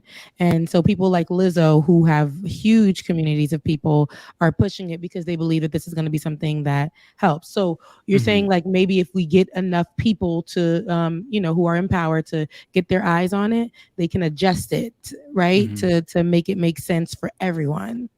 Exactly. Because this is one of those instances where, and I talked about this a couple of months, like with regard to Lizzo. She's a very good person. Like she's one of the few celebrities who I think is just like very, very moral and cares.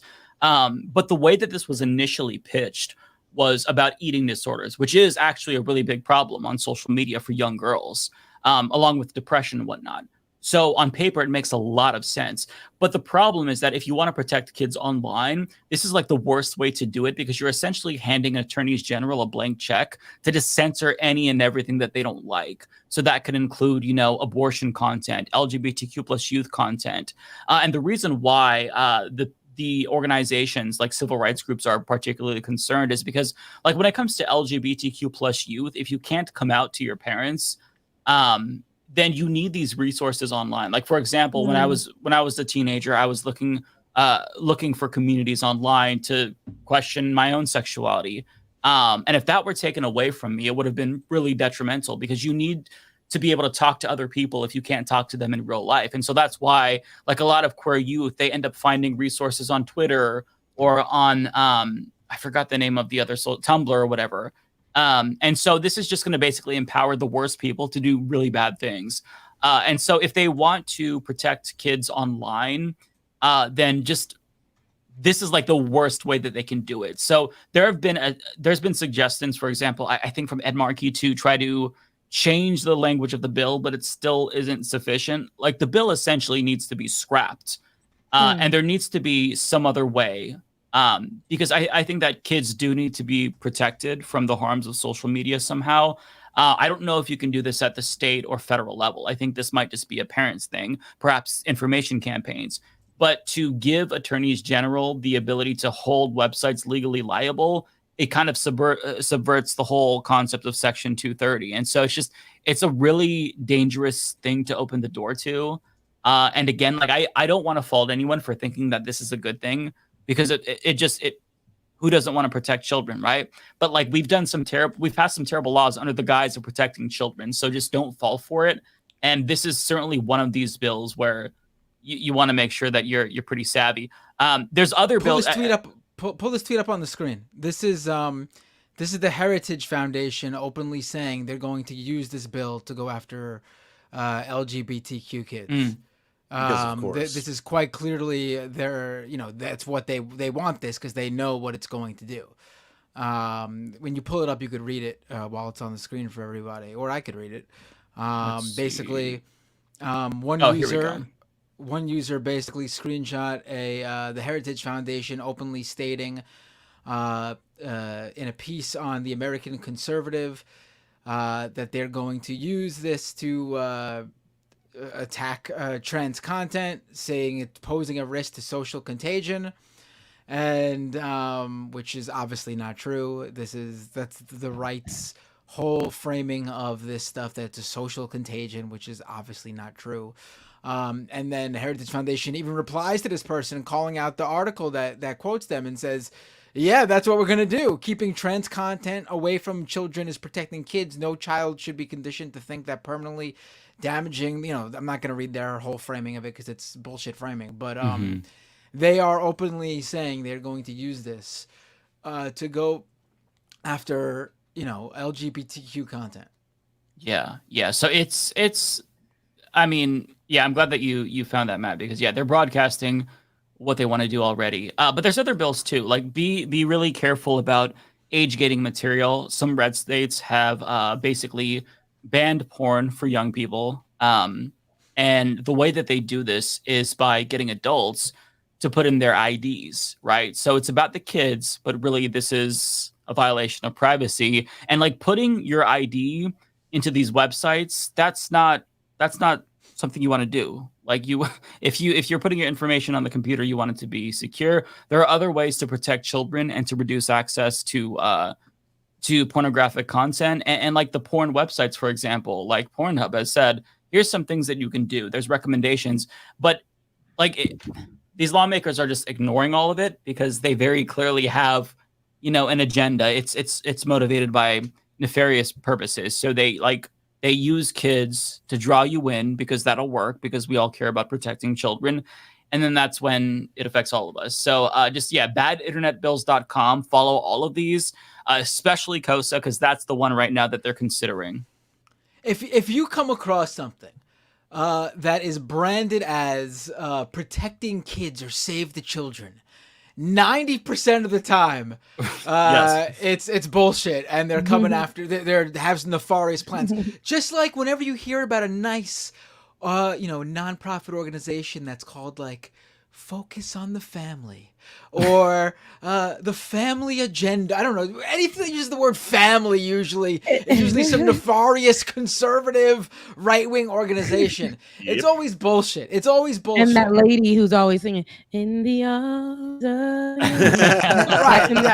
Sarah McLachlan. Right.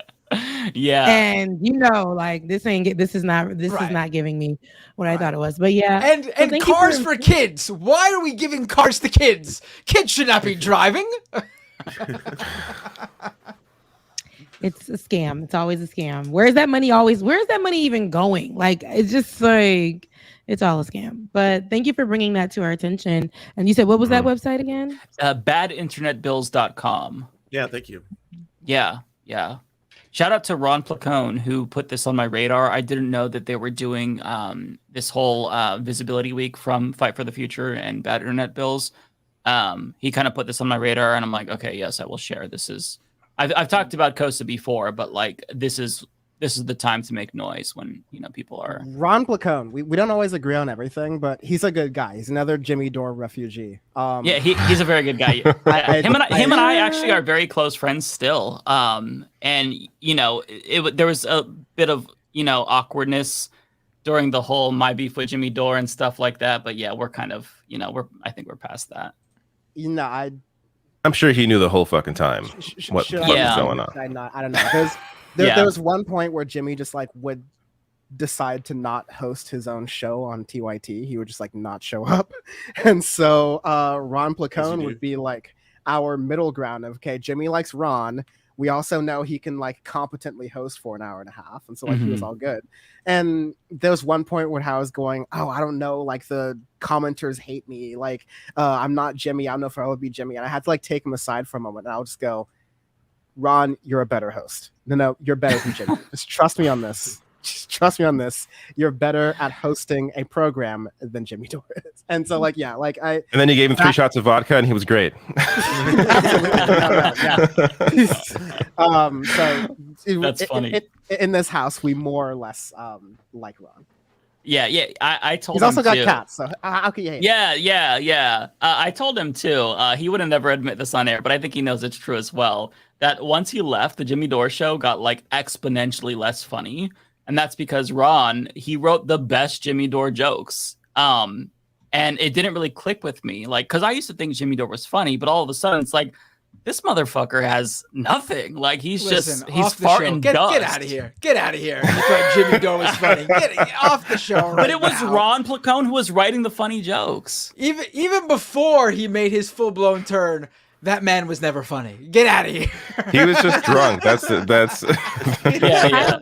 I can neither confirm nor deny. I will say, like, everyone while they're talking has moments. I'm sure people have even thought I'm funny when I'm definitely not funny. So I'll give it that. But no, Ron Placone's very talented. I highly recommend checking him out. Everybody ain't funny. That's not true. Everybody ain't funny. They, people on the internet will gas people up to be like they're funny. That's true.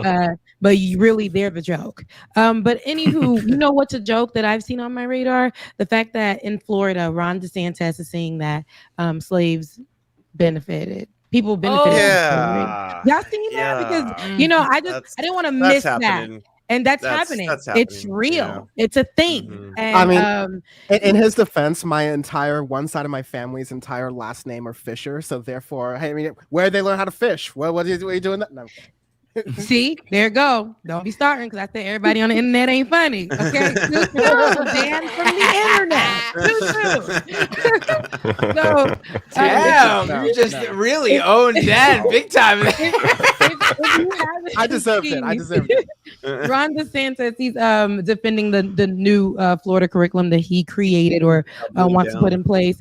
He was speaking in an event to reporters in Utah, where he defended a new set of academic standards in his state, Florida, that will require middle schools to teach that enslaved people developed skills which in some instances could be applied for their personal benefit. And we know that since he stated that, it had everybody, well, not everybody, but Black folks, we were like, now why would you say now it benefited? You see how they want to flip it? And it's because this is the thing. People like Ron DeSantis and those people Those Republicans, like I said, they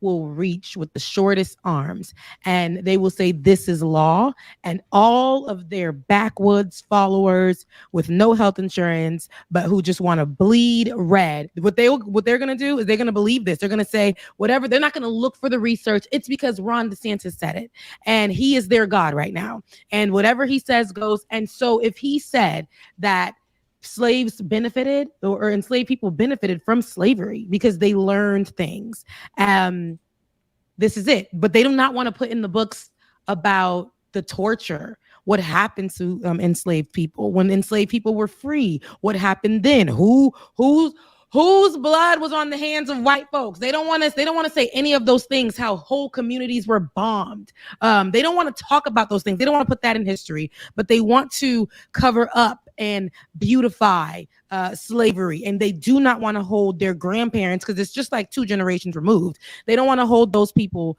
accountable. They do not want to be held accountable. You got to uphold white law, white supremacy, white nationalism, white talking points.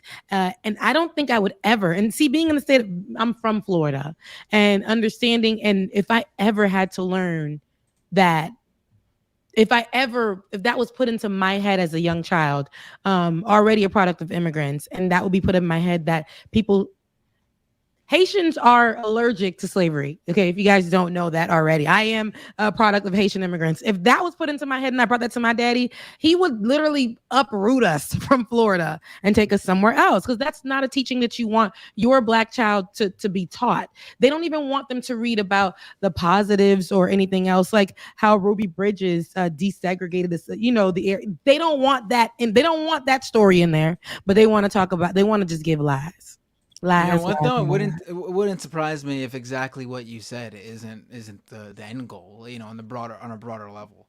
I mean, Florida is already doing that to families with trans kids, basically uprooting their lives and forcing them to leave. Wouldn't surprise me if the end goal is that get any sort of marginalized group that Ron DeSantis views as woke out of the state, He doubled and tripled down when he was being interviewed about this. He was like, "Oh, well, I'm just saying, what if someone became a blacksmith or something?" I was like, "And then what? Do you think there was a retirement age for slaves? Right. Do you think at a certain point they're like, well, now to use these skills that I've learned thanks to the plantation owners or whatever?" And this is, by the way, on the heels of him doing that ad this week. By the way, he was this ad was this week or the week before when that actual fascist commercial came out. Like, what about all the slaves who died before the end of slavery? Even going by his thinking process, a lot of people died before they got to that point where they could use their skills. They already had skills where they were. Okay, right. That's what helped them live. That's how they grow their resources. They already had skills. They were already living lives before they were taken and brought here. So this is the logic is so dumb. It's so stupid. And this is how they gave us Thanksgiving too. I mean, we celebrate Thanksgiving. We didn't know what the real meaning or what was behind it, or how abusive and bloody it was to Native American. We didn't know. We didn't know any of this. So this is look how they taught us that, and we just been walking around here celebrating while people, are suffering and hurting as we celebrate. So I can't stand behind this. And I know a lot of us can't, but just knowing that this is Ron DeSantis. This man is very powerful right now. And a lot of people follow and eat everything he says. It's dumb. It really, there is nothing that can prove his point for real. It hurts people. It's very abusive. It's misinformation, but there are so many people who just, as long as it's coming from a Republican who can possibly be their leader, they will, this is Bible to them. This is evangelical word. This is what they will abide by. And this is what they will continue to push on their platforms too. Some people that follow them have huge platforms on TikTok, on whatever, and they will push these talking points.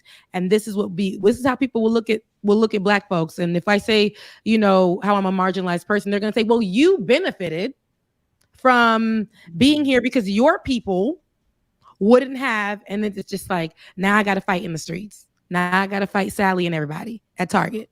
Okay. And I don't want to do that. So, but it's causing more division. It'll cause more division and those kind of things. So it's genuinely sickening. I mean, it's like this is the quintessential example of whitewashing American history. And Ron DeSantis, like, he may be losing in the presidential election, but he's still, more so perhaps than any other governor in the country, is able to lower the bar. Like, things that were not touchable by the GOP because they would be nuclear. You don't want to go here. He went there and he got it to be acceptable. I mean, this is the same person who got the Democratic Party voters, at least according to one poll, to support the Don't Say Gay bill, right? So him doing this, he is able to market this in a way to make it acceptable. And once you open the door to saying, oh, well, you know, there were some quote unquote benefits to slavery, what else will you be willing to believe?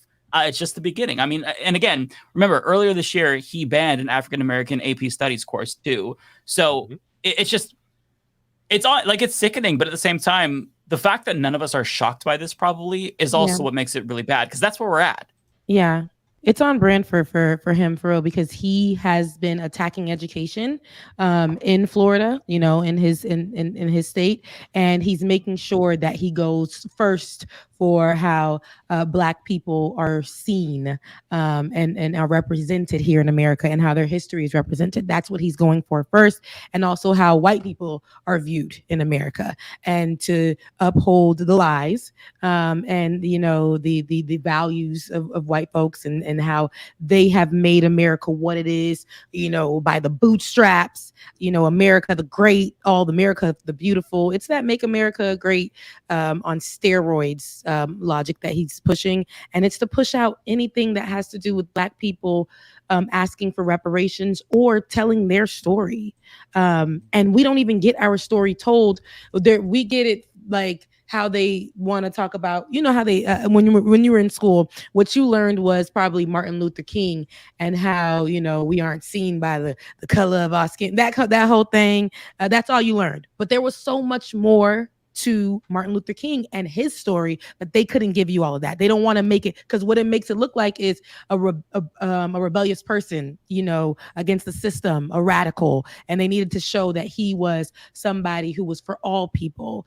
And if they showed any of his other talking points or any of his other speeches, it would go beyond how white people wanted to paint him for us. I learned Martin Luther King from how they taught me in school. But then I went to Florida A&M University, the #1 HBCU in the nation. Oh, and baby, they taught me. They had me read that book called The Lies My Teacher Told Me by Zimmerman, and it refreshed my mind, okay? It told me everything I needed to know, and how I was taught things to suppress and to minimize how people who look like me and their history in this country. So, yeah. I just gotta say, I totally relate to that. Like, when you were mentioning how Florida is protecting like all these different like aspects of white patriarchy, white supremacy, etc., it harkened back to this explicit bill, like one of the first ones Ron DeSantis passed to get on the map this cycle, to say that, you know, anything that could possibly, basically it was targeting white fragility, is like we on the left we call it, but like anything that could possibly cause a white student to feel uncomfortable because they feel guilty for what they're being taught or whatever. Like, it's just like not allowed to be in the classroom. You're discouraging it from the classroom. And like, even I consider myself relatively lucky, gotten to like the Californian side of like the educational system. But the only reason I learned about how the reason why California has the gun laws that Republicans complain about all the time is because Ronald Reagan was afraid of the fact that the Black Panthers were using those gun laws to protest at the Capitol. Like, if it wasn't from the fact that my parents were from Oakland, and so the Black Panthers is just like something we talked about like at home, because that wasn't taught in schools. But knowing that history and knowing that Republican hero Ronald Reagan passed the assault weapons ban in California because of the Black Panthers and the threat of the Black Panthers protesting with their guns, when white folks in the Klan protesting with their guns down in Orange County was A-okay for every governor up to and including Ronald Reagan. Like, that is history that unlocks things for people. And it goes back to why they don't want to teach it. That's why they won't even teach it in California public schools, all right?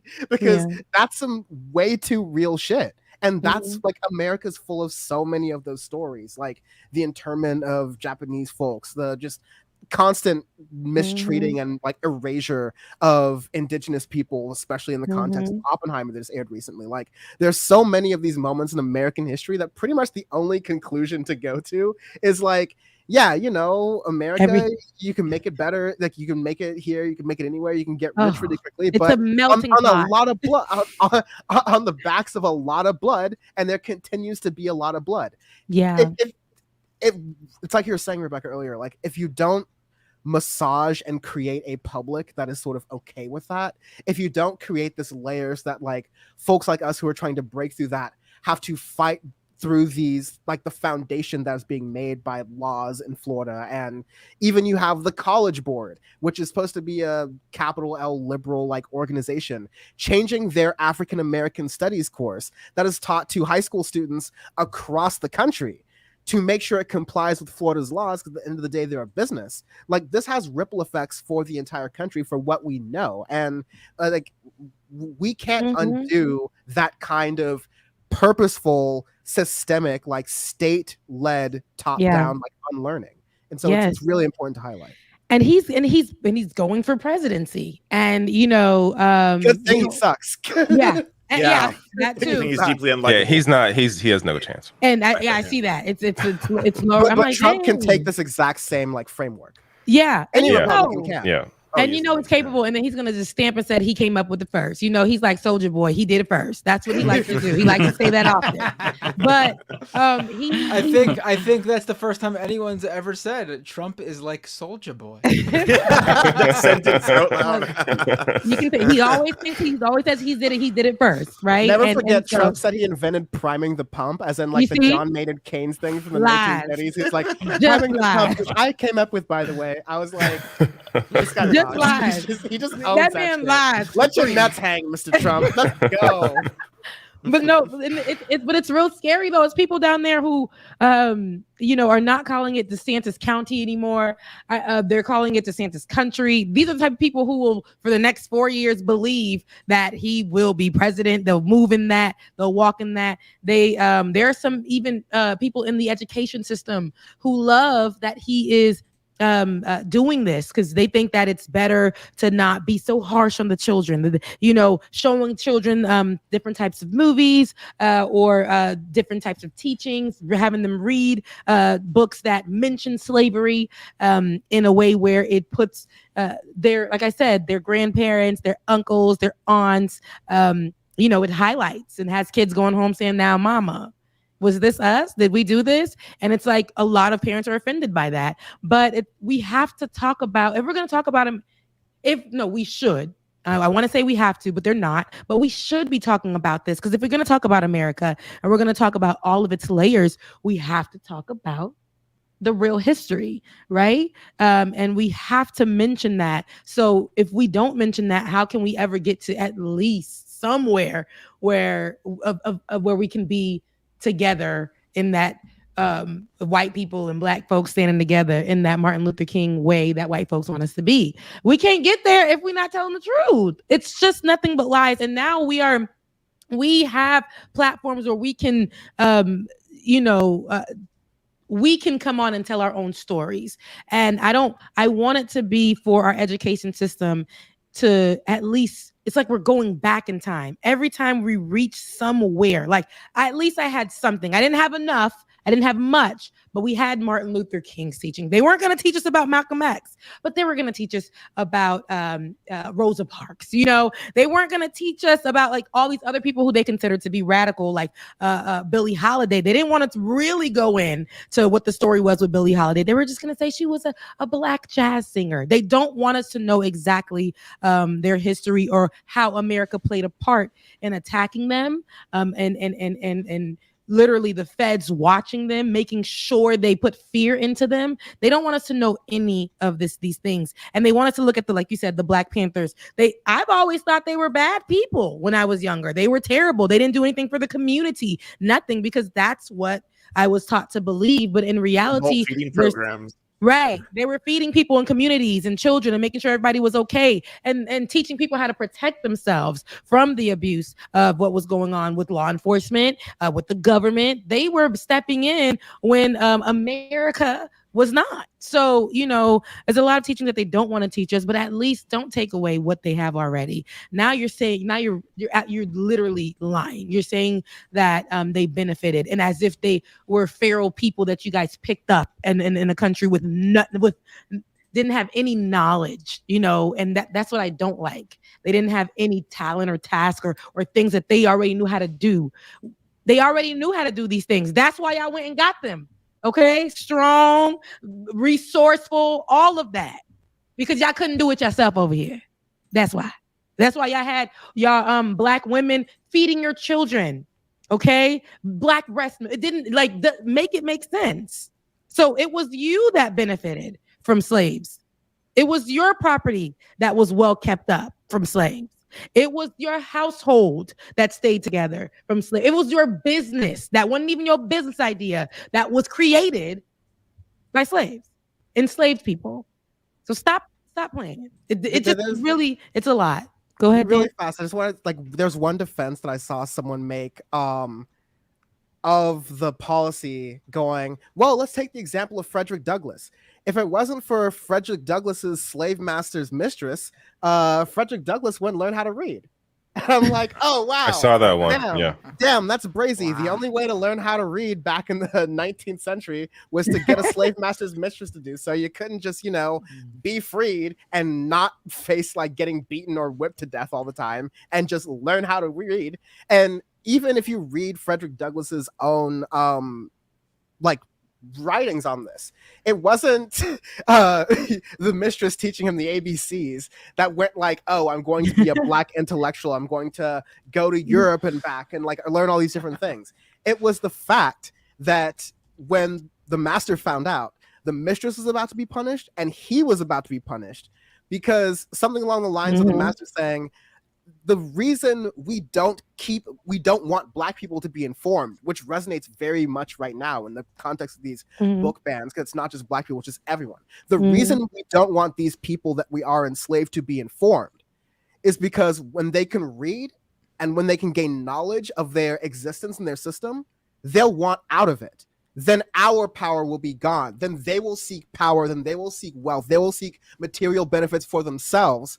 And that means I have to give away something. That means my power structure that I have built my entire, existence on crumbles. So that's why we have to keep them dumb. That's why we have to keep them away from this stuff. And so, sure, go ahead, teach that full history, but don't go, oh, slavery was some bad, people were whipped, but they learned some great songs, and look, they're all rappers today, so it's all good. And we own them, even in that, even over there, we own the rappers. But look, because of us, they are what they are. But it's they want credit for every damn thing. No, how about you take credit for how you destroyed a lot of their lives and took away families, right? You how about you take credit for that? But no, they will not. How about when the Tulsa, Oklahoma people, you guys literally destroyed a community for what? For what reason? And that wasn't even so long ago. There are people who are still living from that, who lost family members, lost their homes, were displaced, right? Then and they just got denied reparations because America does not want to deal with that history. America doesn't want to talk about it. Who was the school official that didn't want to use the word race when teaching about Black history? And then somebody asked him, well, how do you teach about the Tulsa race massacre? How do you teach history without using that word? And I can't remember what he said specifically, but the defense was just Tulsa neighbor tickle. Yeah. Sounds fun. It's more it's it's softer. It's we popped in town for a second. Hey, didn't like what we saw. Bad. One of the few Black communities that had built wealth for themselves was gone. Plus, everyone loves a new start. They just needed this. There's some of those people. There's my family members who were in Tulsa, Oklahoma, and my family, we don't talk about this history because I don't know about like anyone else, but you get to a certain point, they're like, we just don't talk about that. Right? Yeah. But no, it's around the same times that meets up. But hey, on the plus side, everyone just wants an opportunity to start fresh. Hey, they got to move out to California. That's the talking point. Palm tree beach life. Like that is the direction it's going to. And it's great content. It's like very in a dark way for us, but it is now we have to fight against that. Like now they're going to be dumbasses in chat going, well, hey, didn't they get a nice vacation? Some people went to California after Tulsa, Oklahoma. That's objectively Meanwhile, better. there was a Tulsa, Oklahoma in California. If you talk about, they went to Florida, there was a Tulsa, Oklahoma situation in Florida. Every single state, right, multiple, and every single state everywhere has had this where there was an uprising of white folks inside of just because they didn't want them around. Black folks went and created their own communities, and that still wasn't enough. It still wasn't enough. They did not want them winning at all. It would always be that, and that's what we're fighting against. And that's what, like, it's not that, that, oh my gosh, we just hate all white people or whatever the case may be. I mean, we're sitting here on this programming right now, and it's black and white folks. Some of my best friends. Yeah. So see, like, we it's not that we hate all white people, but the conversation needs to be had. So talk to your fellow friends, uncles, everybody else. Talk to them because I'm sick of it. Right. I'm sick of it. Also, to Rebecca, to your point, the only people who should be offended by teaching that white supremacy is bad is white supremacists, right? Like, why would anyone take insult to any of this to say? Yeah, I don't get why people are offended by these conversations. Right. It's just history. Like, to be offended by, would assume that you are in favor of such things. Like, why else would you be bothered by these discussions? Yeah. They get bothered. They're like, oh my God, like, why are we talking about this? Like, I'm not even my mom or my dad. Well, girl, I didn't say that. See, this is what we're just talking about. We're just saying, like, let's help to push the conversation of basically, like, this is not facts and we should do something about it. Like, make sure that we're helping to, in our communities, if you are an educator too, fighting for that. Like, don't just be like, I don't know why we're still talking about this. That's not my fault. We're not saying it's your fault. It's not. But you have the ability and an upper hand over us who want to tell our own stories. So if you want to be an ally, that's how you can be an ally. But we'll see how this goes. I want to see what comes of it. We already know that people are fighting against it. I know Kamala Harris had spoken up about it. So I want to see what definitely comes of this. It's, it sucks, but you know how it is in Florida. When something happens in Florida, Texas want to do the same thing. Then Georgia wants to hop on the bandwagon. Yeah, and then we'll see that ripple effect. But we'll see how that goes. You want to know one thing that I'll just say it really fast. I have no hope in like Florida's government, but I have family from Florida. I know like regular ass people from Florida who just like don't speak up loudly enough from these times. Floridians are better than this. Y'all are wild, but y'all are better than this. That's my people. I know. I know. Yeah, Byron Donalds actually came out and condemned it. And he's defended Ron DeSantis before a lot, but he condemned it. And I saw Matt Walsh attacking him because he was using Kamala Harris talking points to condemn this, which is, I mean, fucking wild. But yeah, it's so Orwellian. And what frustrates me is that these are the people who say that anything that the left does is Orwellian. Like, this is textbook Orwell bullshit that you're banning doing. The books. You're doing all the things. You're banning the books. You're the one saying slavery is good. Go fuck yourselves. It's infuriating. Yeah, nobody should be outraged about this, as you said, Lance, unless they're a white supremacist. The person who I banned, who was getting a little bit triggered in the chat.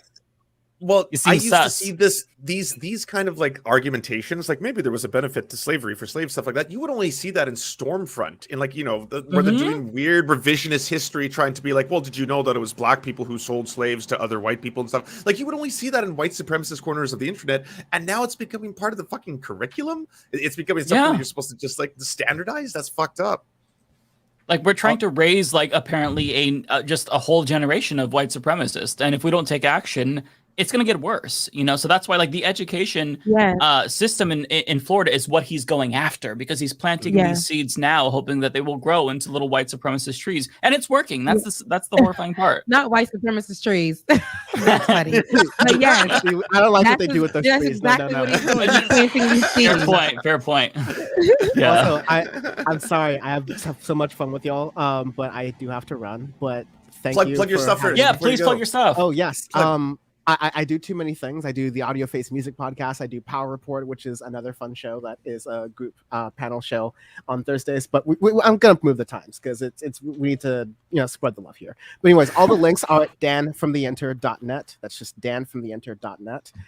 One of the smart things I did was getting that URL. But you can find me on all the places there: Twitter, Instagram, Threads, Blue Sky, YouTube, YouTube.com/DanFromTheInternet, and again, thank you all for having me. I've been fans of all of y'all's. It's nice meeting you. Likewise. Yeah, it's great meeting you. Twitter a lot, so it's really, and you're supportive on there. So really, really nice meeting you. Yes, I had so much fun having you, Dan. You have to come back. Yeah, you definitely. Truly yes. awesome. Peace, y'all. Bye. See you. Well, y'all know it's my time too. It's 10:34. What else y'all? Yeah, we're about done anyways. We actually left right at the time. Yeah, I think it's the end of the show. Yeah. Sorry guys, I got to peace out at the end of the show. Right? Yeah. Well, end of the show for most people. I'll probably be here for another 3 hours. Oh God, we're not. These guys are doing 5-hour shows now. This is not. Really be on here for too much. hours. I'm like, baby, I'm asleep. Okay. The people, I feel, if the people pay, I feel like we got to give them what they want. That's true. And that's the thing. Gang. Right. Ice cream's so good. Yum, yum. But it's just, right, ice cream. But no, I gotta be up in the morning. See, that's why I was late today. And I say this all the time on my own show. Once I am free where I can do it and I don't have to have a corporate job anymore, then I could, be on for another 30 minutes. But 3 hours, honey, that's y'all. So go support Rebecca. That way she can do this all the time and stay. Yes. Yeah. Yes. What's your Patreon, Rebecca? Well, the Patreon for our show, my show is patreon.com/like it or not, patreon.com/like it or not. If you would like to give to me directly, I use Cash App, and that's Becca's Voice, BECCASVOICE, Becca's Voice. So either way is fine. I'll put the banner up on the screen right now. Let's get Rebecca full time. If you want more Rebecca, go support her. Yeah.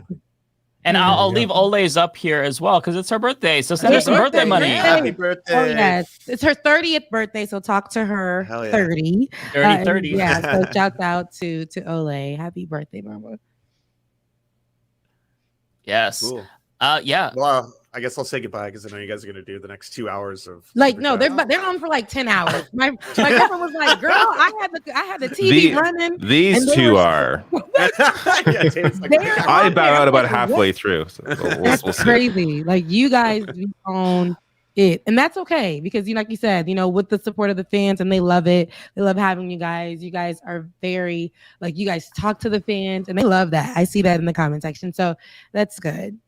I hope so because at the end of the last stream, my brain and Matt's brain was mush. We were saying the opposite of what we meant. I don't know why people were still trying to engage with us. And they were still there. And my girlfriend was like, "Girl, I had it on in the background," and she said she looked over and you guys were still talking. It was like 3 hours later. I was like, "Wait, what?"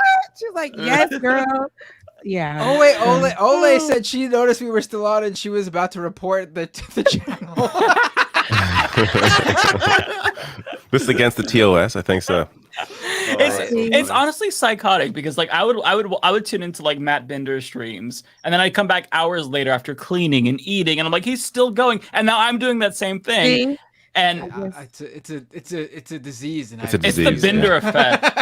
It's the Binder disease. That's what it is.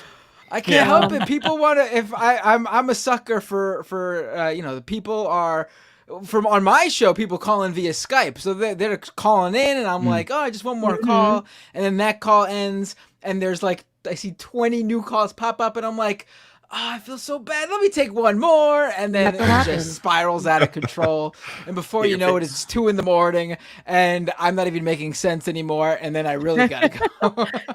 Yeah, no, I gotta be up and give these people where I'm enslaved over there. No, seriously, no, I got to be up in the morning and be at the job. And what I do in the morning, I have to be up early so I can at least get my run in. I run every morning and that helps me get ready to be under corporate reign. So yeah, I love you guys, mean it. I hope that you guys enjoy the rest of your night, and I will see you guys next Thursday. I love you too. You take care. Good night. Bye guys. Bye everybody. Oh, Goodbye. I should let you all know that I actually, Rebecca just reminded me, I will not be here next Thursday. Will be on vacation with a family event with my family, obviously. Vacation. So, I'll leave my Nice. stream information for my chat room live chat usuals to still be in the chat, so the video will be on there. But I will sadly not be. Well, me and Mike will be taking all your super chats next week, so I am looking forward to it. That's enjoy. Folks, like I said, the video the channel will still be streaming it, so feel free to not give them anything and continue. Yeah, but we're not going to answer any of his questions, so you don't waste your time. Yeah, I guarantee you know exactly what they're gonna do, David. It will be nonstop like Matt Bender super chats when he's gone. Don't say that. You'll bring it into reality. I know. I should have. I will say as well, if I bowed early, whenever that happens, last week when I did that, on Friday morning I did a live stream and I answered all the super chats I missed, even though you guys probably read them as well. But I'll do the same thing this time. So if I miss anything tomorrow morning or tomorrow sometime, because it may not be the morning tomorrow, but I will do a live stream and I will answer chats, all the ones that I missed. So there you go. Still support me. I'll answer you. Don't worry. There you go. All right. I guess I'm leading it. All right. Let's do it. Yeah, let's let me pull it up. As usual, drop your super chats wherever channel you want. Feel free, and reminder that David's channel is youtube.com/MattBender. Mike's channel is youtube.com/MattBender. And youtube.com/TheRationalNational. There you go. All right, let's do it. So we got dynamic editor earlier. Mike Thompson is this is me, Mike Thompson, with a $5 super chat. Says, thanks guys, you're doing great. Thank you, Mike, for your support.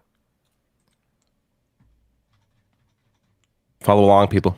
That one is me, Psychoform with $5. I just pulled it up. I'm sorry. I wonder what the government is trying to distract us from with these hearings on aliens.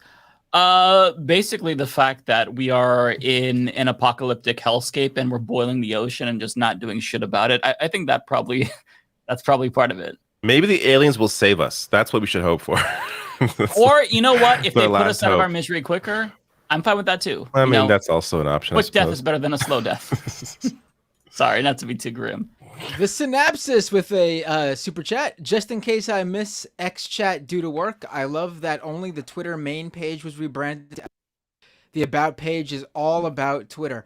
Oh, the entirety of so much of that site. The search bar still says search Twitter. Also, I found this really funny. I took a screenshot. I could give me 1 second to pull it up. It was the brand page of Twitter is really funny because it says something like, where was it? Mike just dropped out, by the way. I'm not sure what happened. Oh, he just disappeared. I hope Mike's okay. The brand page of Twitter. You know what? I'll forget the screenshot. I'll just pull it up on here because it's. You also got hosting ability. If you can share your screen or tap or whatever if you want. Oh, did they take it down? I think they finally did take it down. Yeah, it's now not there. Interesting. But there was a. Oh, here we go.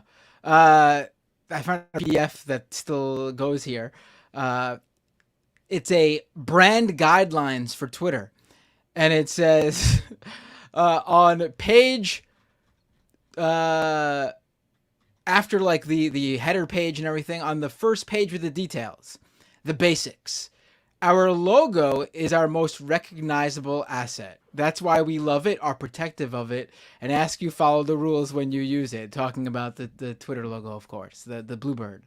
Their most important asset. But guess not anymore.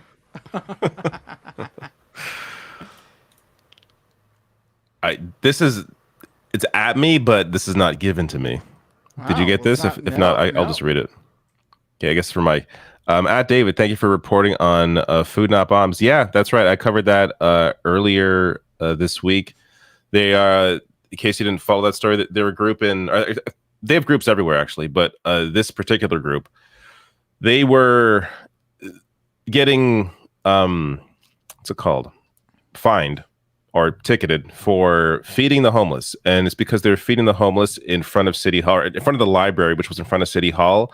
And my guess is because the mayor didn't want like the homeless problem that I guess he's not dealing with housing as one solution, but the homeless problem, he doesn't want that in front of the City Hall. So, but regardless, this group feeding the homeless, getting ticketed, and it's like thousands of dollars, and they're in the process of fighting it. So this has happened a lot over the years. Like this isn't a one-time thing. The police are constantly targeting Food Not Bombs, and finding them for the crime of feeding people who need food.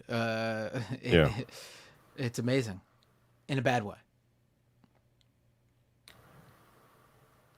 Is this not me? Not me. Is Mike's not saying no? Nothing? I hope he's not. I'm not sure what's going on with him. Oh boy, he just dropped out like he didn't off say the anything, grid. Or he didn't look like any. He didn't look like something happened to him. No, it just like cut out. I'm guessing his power went out or something, but I thought his phone would still work. It sent us something. I don't know.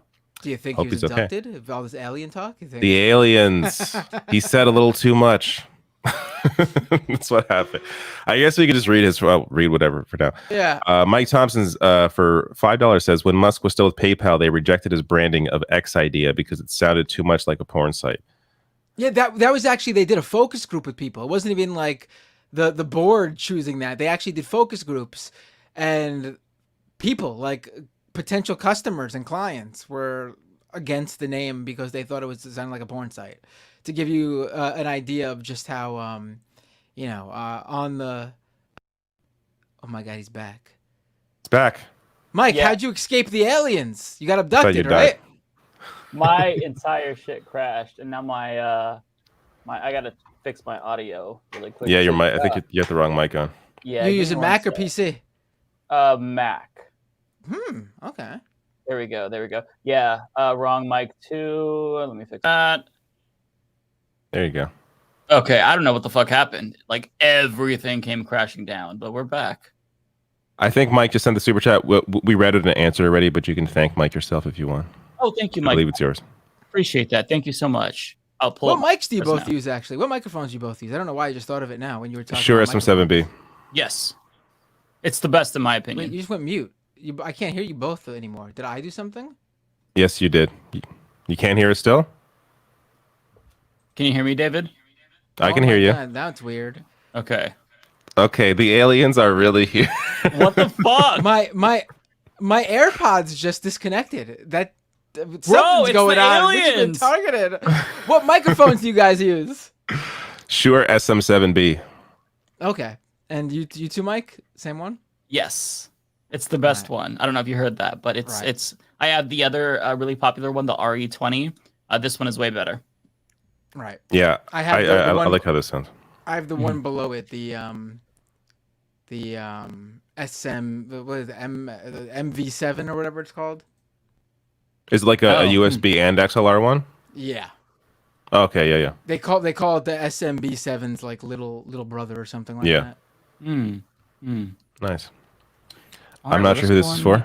Yeah, this one is for me, Marie Bishop with $2. Can I get a shout out for my 30th birthday tomorrow? Marie, happy dirty 30. You're so close to Olay with birthday. Happy birthday. Hope you have fun. Treat yourself to something. Do something special for yourself. Have a great day. Kowalski with a $1.99 super chat says, I'm in team dark mode. The correct option. I agree. I prefer not being blinded in the middle of the night, or not middle of the night, really. It's more like in the morning if I check my phone and I decide to. I mean, I don't really go on Twitter in the morning anymore, really. So I guess it doesn't matter now. That's true. I can switch it back to white if I want. But no, it's still, if I ever decide to jump in there at a time when my eyes aren't ready, I prefer it to be in dark mode for sure.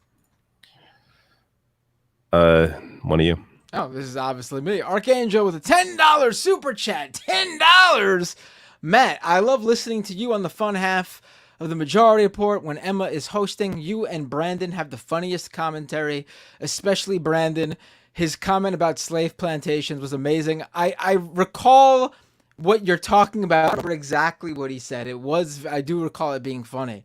Yeah, we got to get both Emma and Brandon on Yes. this Yes. show. They're both great. Yeah. Maybe we'll get them both Absolutely. on at the same time. And maybe you guys can leave, and then we'll just just do the majority report times 2 on the same day.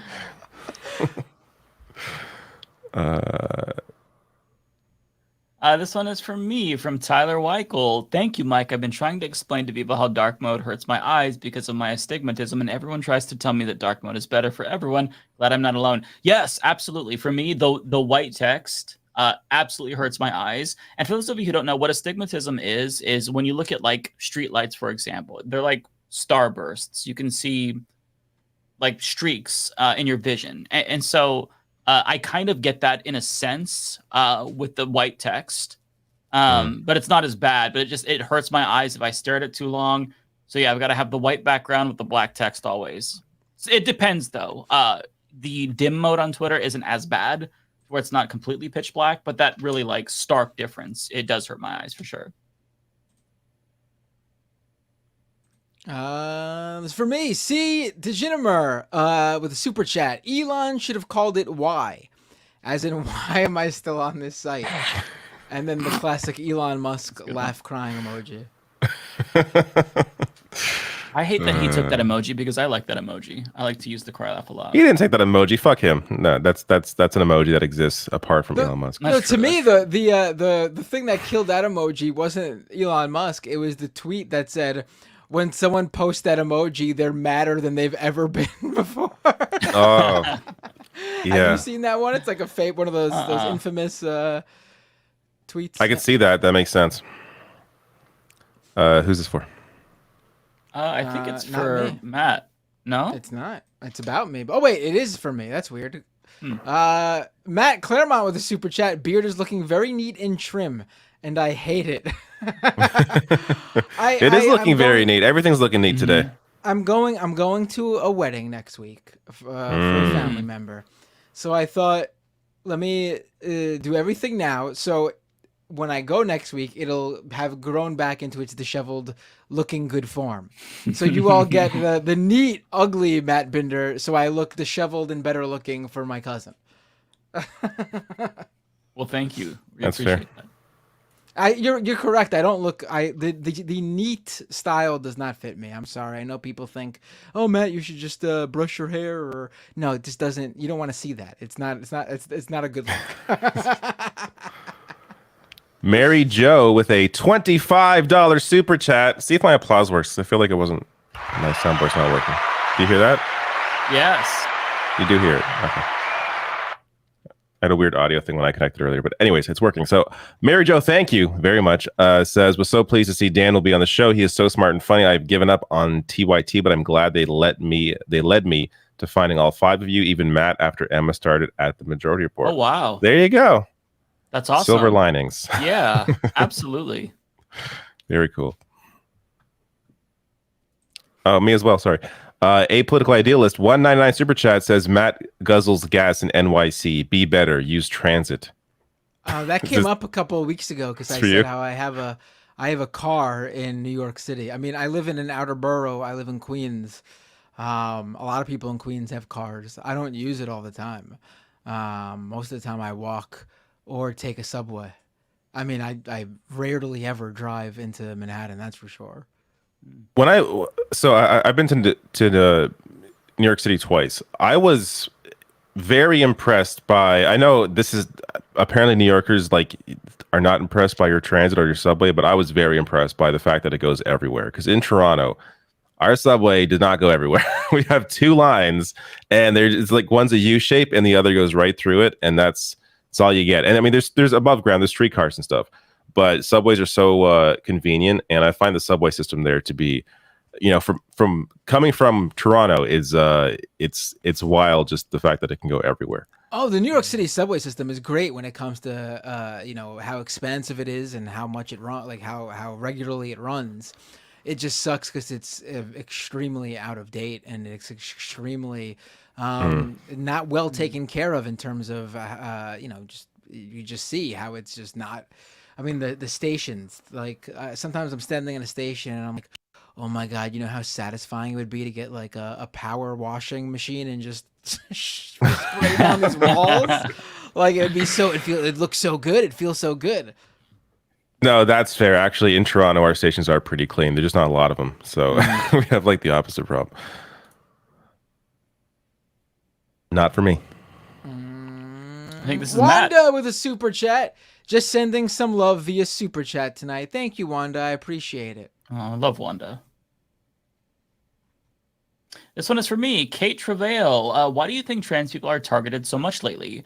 I think that part of it is increased visibility.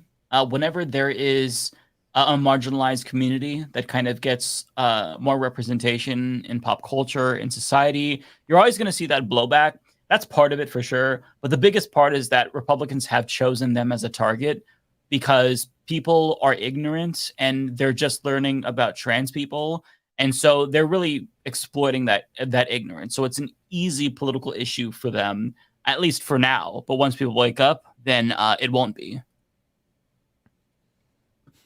Narrative Dude with $19.99. That's very generous. Thank you so much. Just got my adjuncts pay, so I'm sharing the joy. Thanks for being a regular part of my online existence. Well, I really appreciate that. Thank you so much. You enjoy yourself. Hopefully you treat yourself to something good because you're just getting your paycheck. So have fun. Thank you. I think this is for me. Goblin Friend with a super chat. FMK. What oh is my FMK? God. I'm just reading this. What is FMK? Fuck, marry, kill. Oh, right. Fuck, marry, kill. Alien cheeks, Mitch's neckacy. Wait, can you say that again, Matt? But how is it said? I just want to hear you say it again. It's probably neckacy. I mean, it's supposed to be, Neckacy. I don't know. I'm just gonna say Mitch's neck and a sexy X logo. I mean, this is honestly really easy. I'm gonna. This is really easy. Yeah, at least in terms of one of them. The real question is which am I F or Ming, the alien cheeks or the sexy X logo? Because I'm not doing either with Mitch's neck. So that one we get rid of right off the bat. That's an easy one. I agree with that. Yeah. Yeah. That's fair. I mean, I guess if it's I guess if it's a one-time deal, then I'll F the cheeks of the alien, and spending a lifetime with a logo can't be that bad.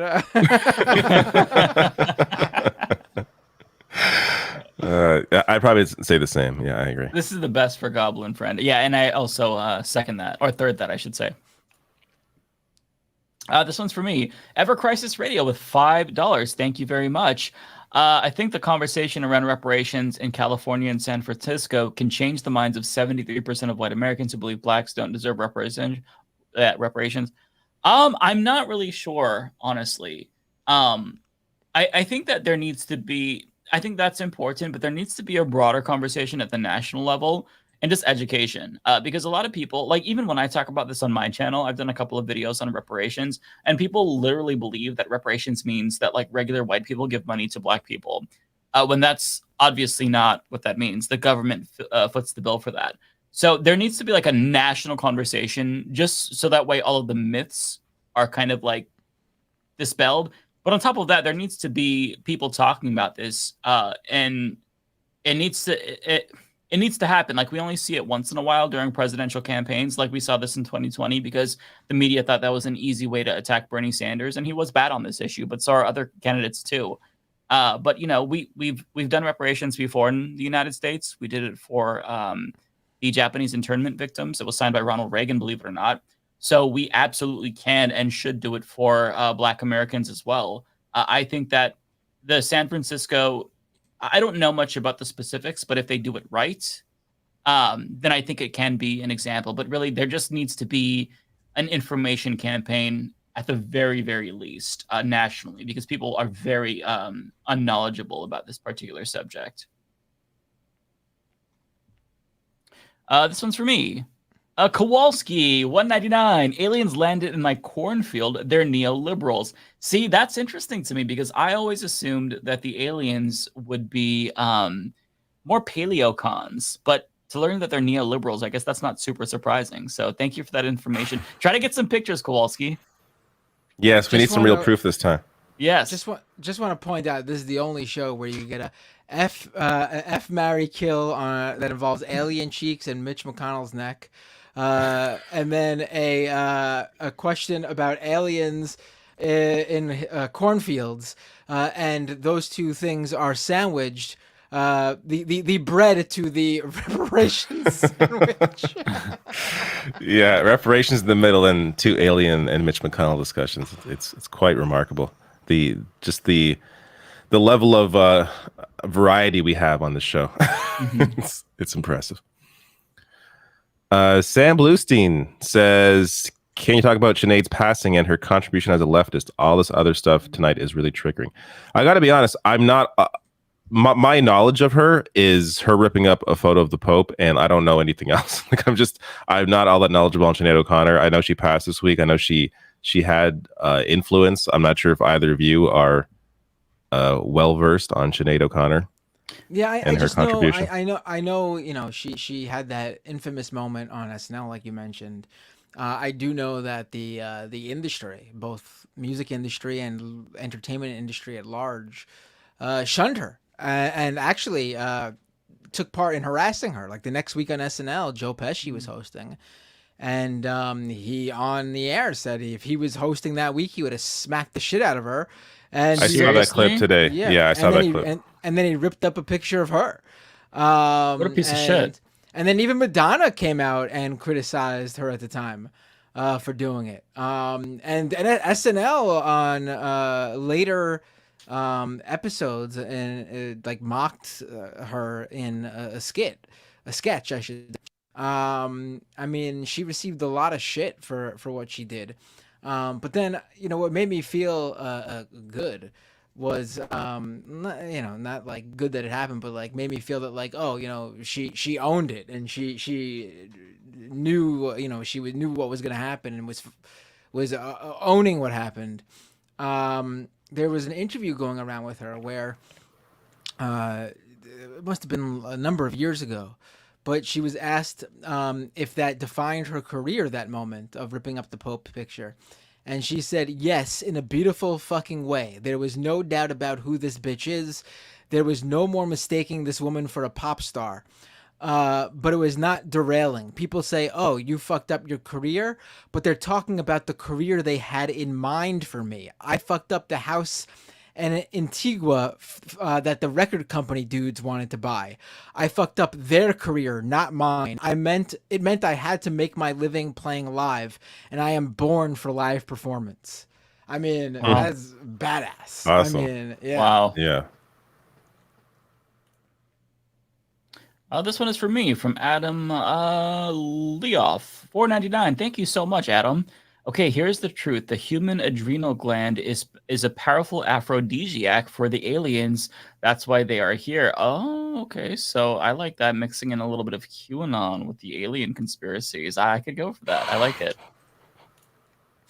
As for me, Jay Kaz with a super chat. What are all of your thoughts on Pinky Doll scabbing against the SAG protest and taking their spot? I'm sure y'all seen her video declaring this. I did see the video. I mean, I have no idea how true it is. I don't know if it was just her talking. I don't know if it was just her being invited to a red carpet event, because I've noticed that being that celebrities and actors and actresses are not, that's part of the strike. They can't promote films that would be affected by the strike. So a lot of these companies are holding red carpet events, but bringing in like non-union, non-actor entertainers. Like Disney for the Haunted Mansion red carpet brought out like the theme park staff who play Mickey Mouse and Minnie Mouse and Cruella de Vil and all that. And, you know, people have to remember that those, especially in that scenario, those theme park staff, it's part of their contract. They have to do that stuff.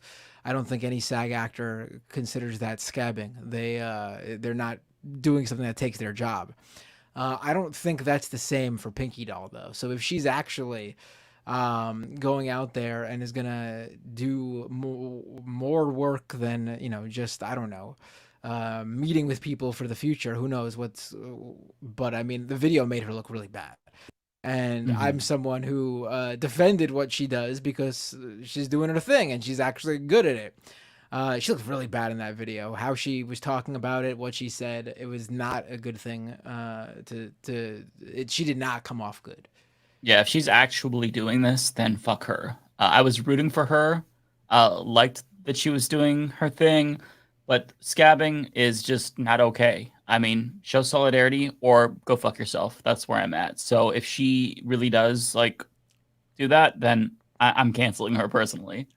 Oh, and I should mention, someone in the chat mentioned this, and we should definitely mention this. Like, in term, I don't know if another question about the strike is going to come up, but A.24, the big, indie-esque film studio, the company behind like some of the like Hereditary and Midsommar, they are filming still because the studio itself accepted all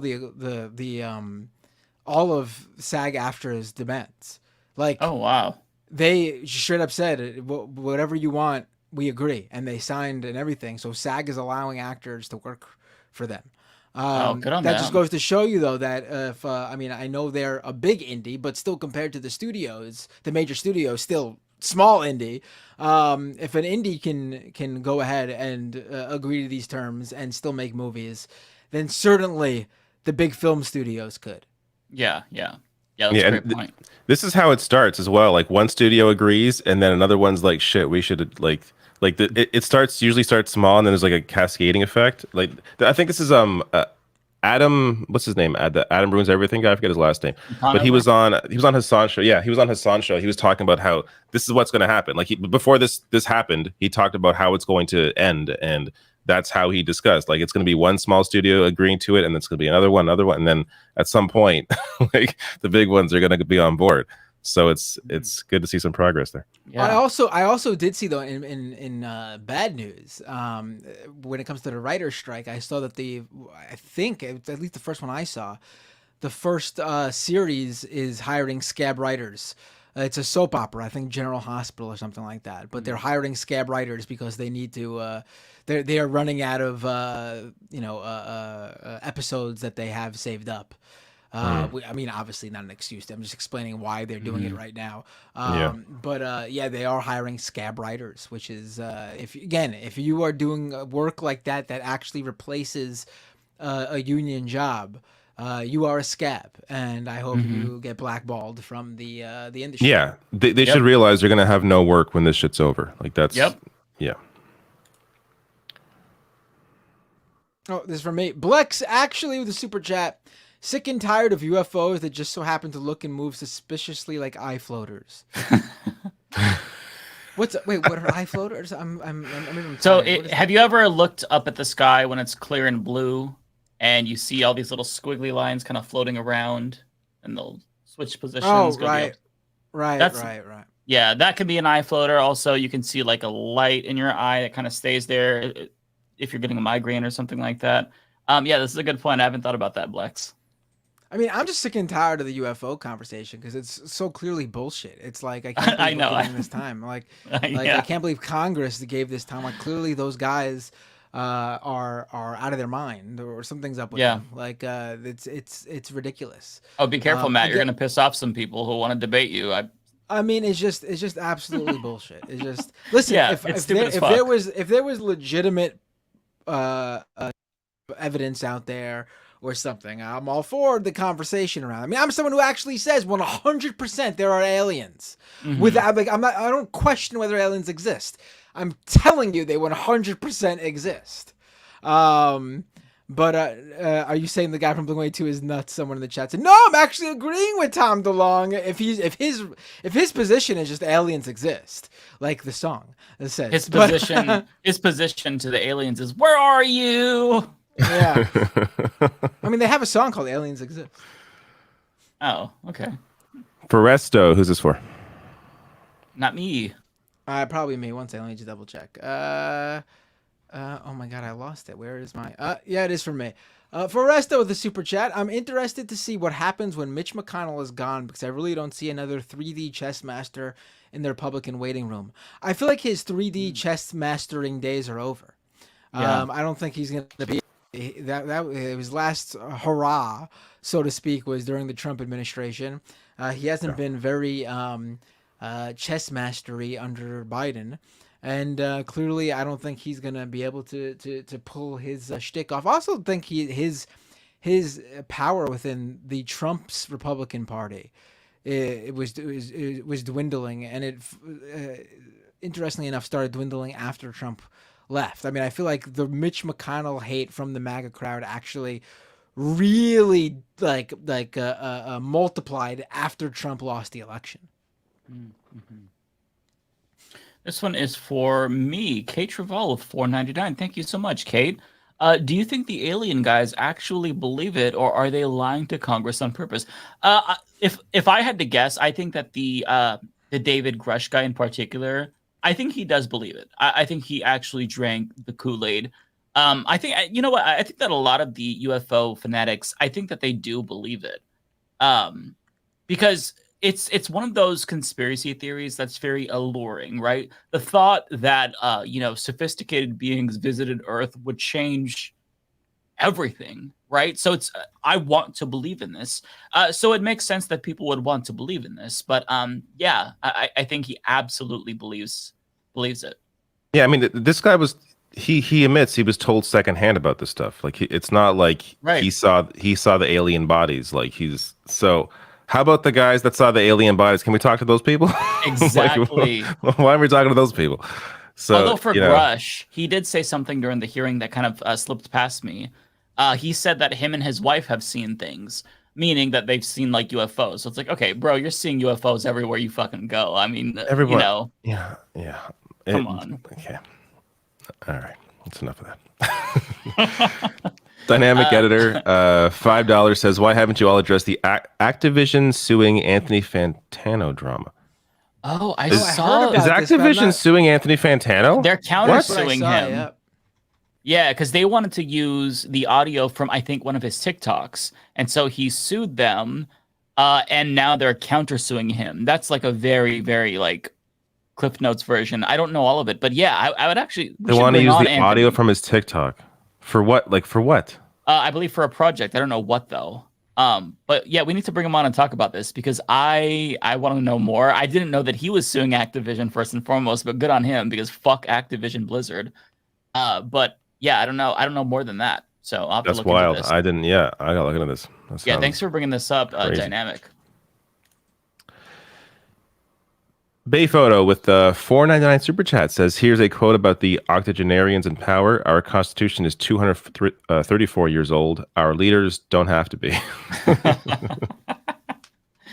Or just at the very least, if they're not dying, that's cool too. They stay there until they're like literally like just disintegrating. It's wild to me. I mean, we've seen Feinstein, we've seen Mitch McConnell. They are disintegrating before our eyes. It's just it's wild. Don't you want to retire? Fuck. I know. Don't you want some time off? Like, what the hell? If I could retire right the fuck now, I would. With the money those people have too, it's not like they're gonna retire and like they're gonna be stuck at home. They can go traveling, do whatever the hell you want. But like, you want to be in Washington D.C. I've been there. It's not that nice. Go somewhere else. What to make another 10 million to the 100 million you have? I genuinely don't understand it. Like, if I could retire right now, I would retire. I just it's shocking. I would. There are. You know how big my backlog is for gaming? I would retire right now. I got some games I got to finish. Yes. 100% I'd be done. I'm against term limits, though. I think it would hurt the left more than anything. There's plenty of run-of-the-mill neoliberals, neocons, centrists, right-wingers who win elections. Imagine if AOC had to leave Congress in a few years because she was term limited out. Mm-hmm. Leftists. I think that's fair. Get in younger, and once we get someone in there, I also think they should stay in there as long as possible because the bench is not deep. I mean, think about the age of Ilhan Omar, Rashid Tlaib, Cori Bush, who else? Bowman. they're all fairly young. If they were out in a few terms, we'd lose them all. It would, I think, sort of encourage this idea of like, you know, some big groups just sort of renting a person for like 6 years to get them, you know, or a few terms to get them in a position to have them get some cushy job afterwards. Like I agree with you. Like when it comes to term limits, I'm sort of I don't have like a defined position either way. But based on what you know you just brought up, yeah, I think it would hurt the left more. Also, Bernie would have been gone decades ago. He would have been. Right. There would have been no Senator Bernie Sanders running a presidential election if he chose to run that year. It would have been some guy who was formerly a congressman who's been living on a farm in Vermont since who knows when, running for president. And I don't think that would have had the same appeal to some people. Yeah, intuitively it makes sense. But in practice, we're going to end up hurting ourselves. Also, I can't remember the authors, but there's a study on Latin American countries. And these are newer democracies, so keep that in mind.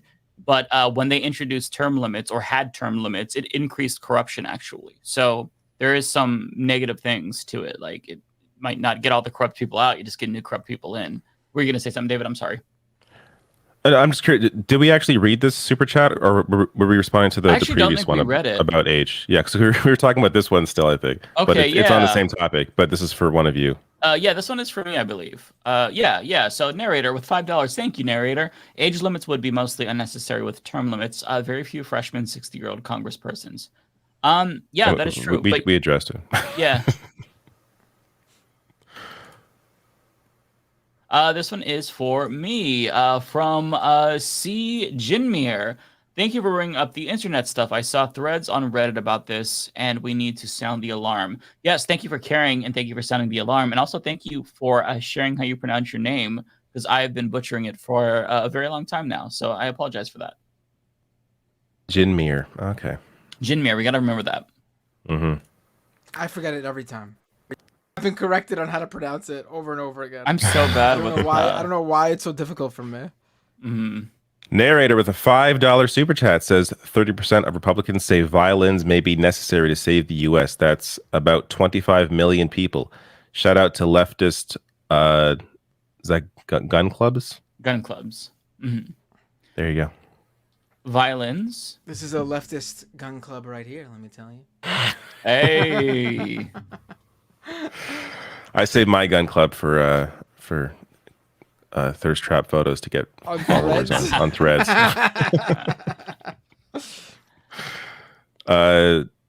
Who's this? Oh, this was for me. I'm not.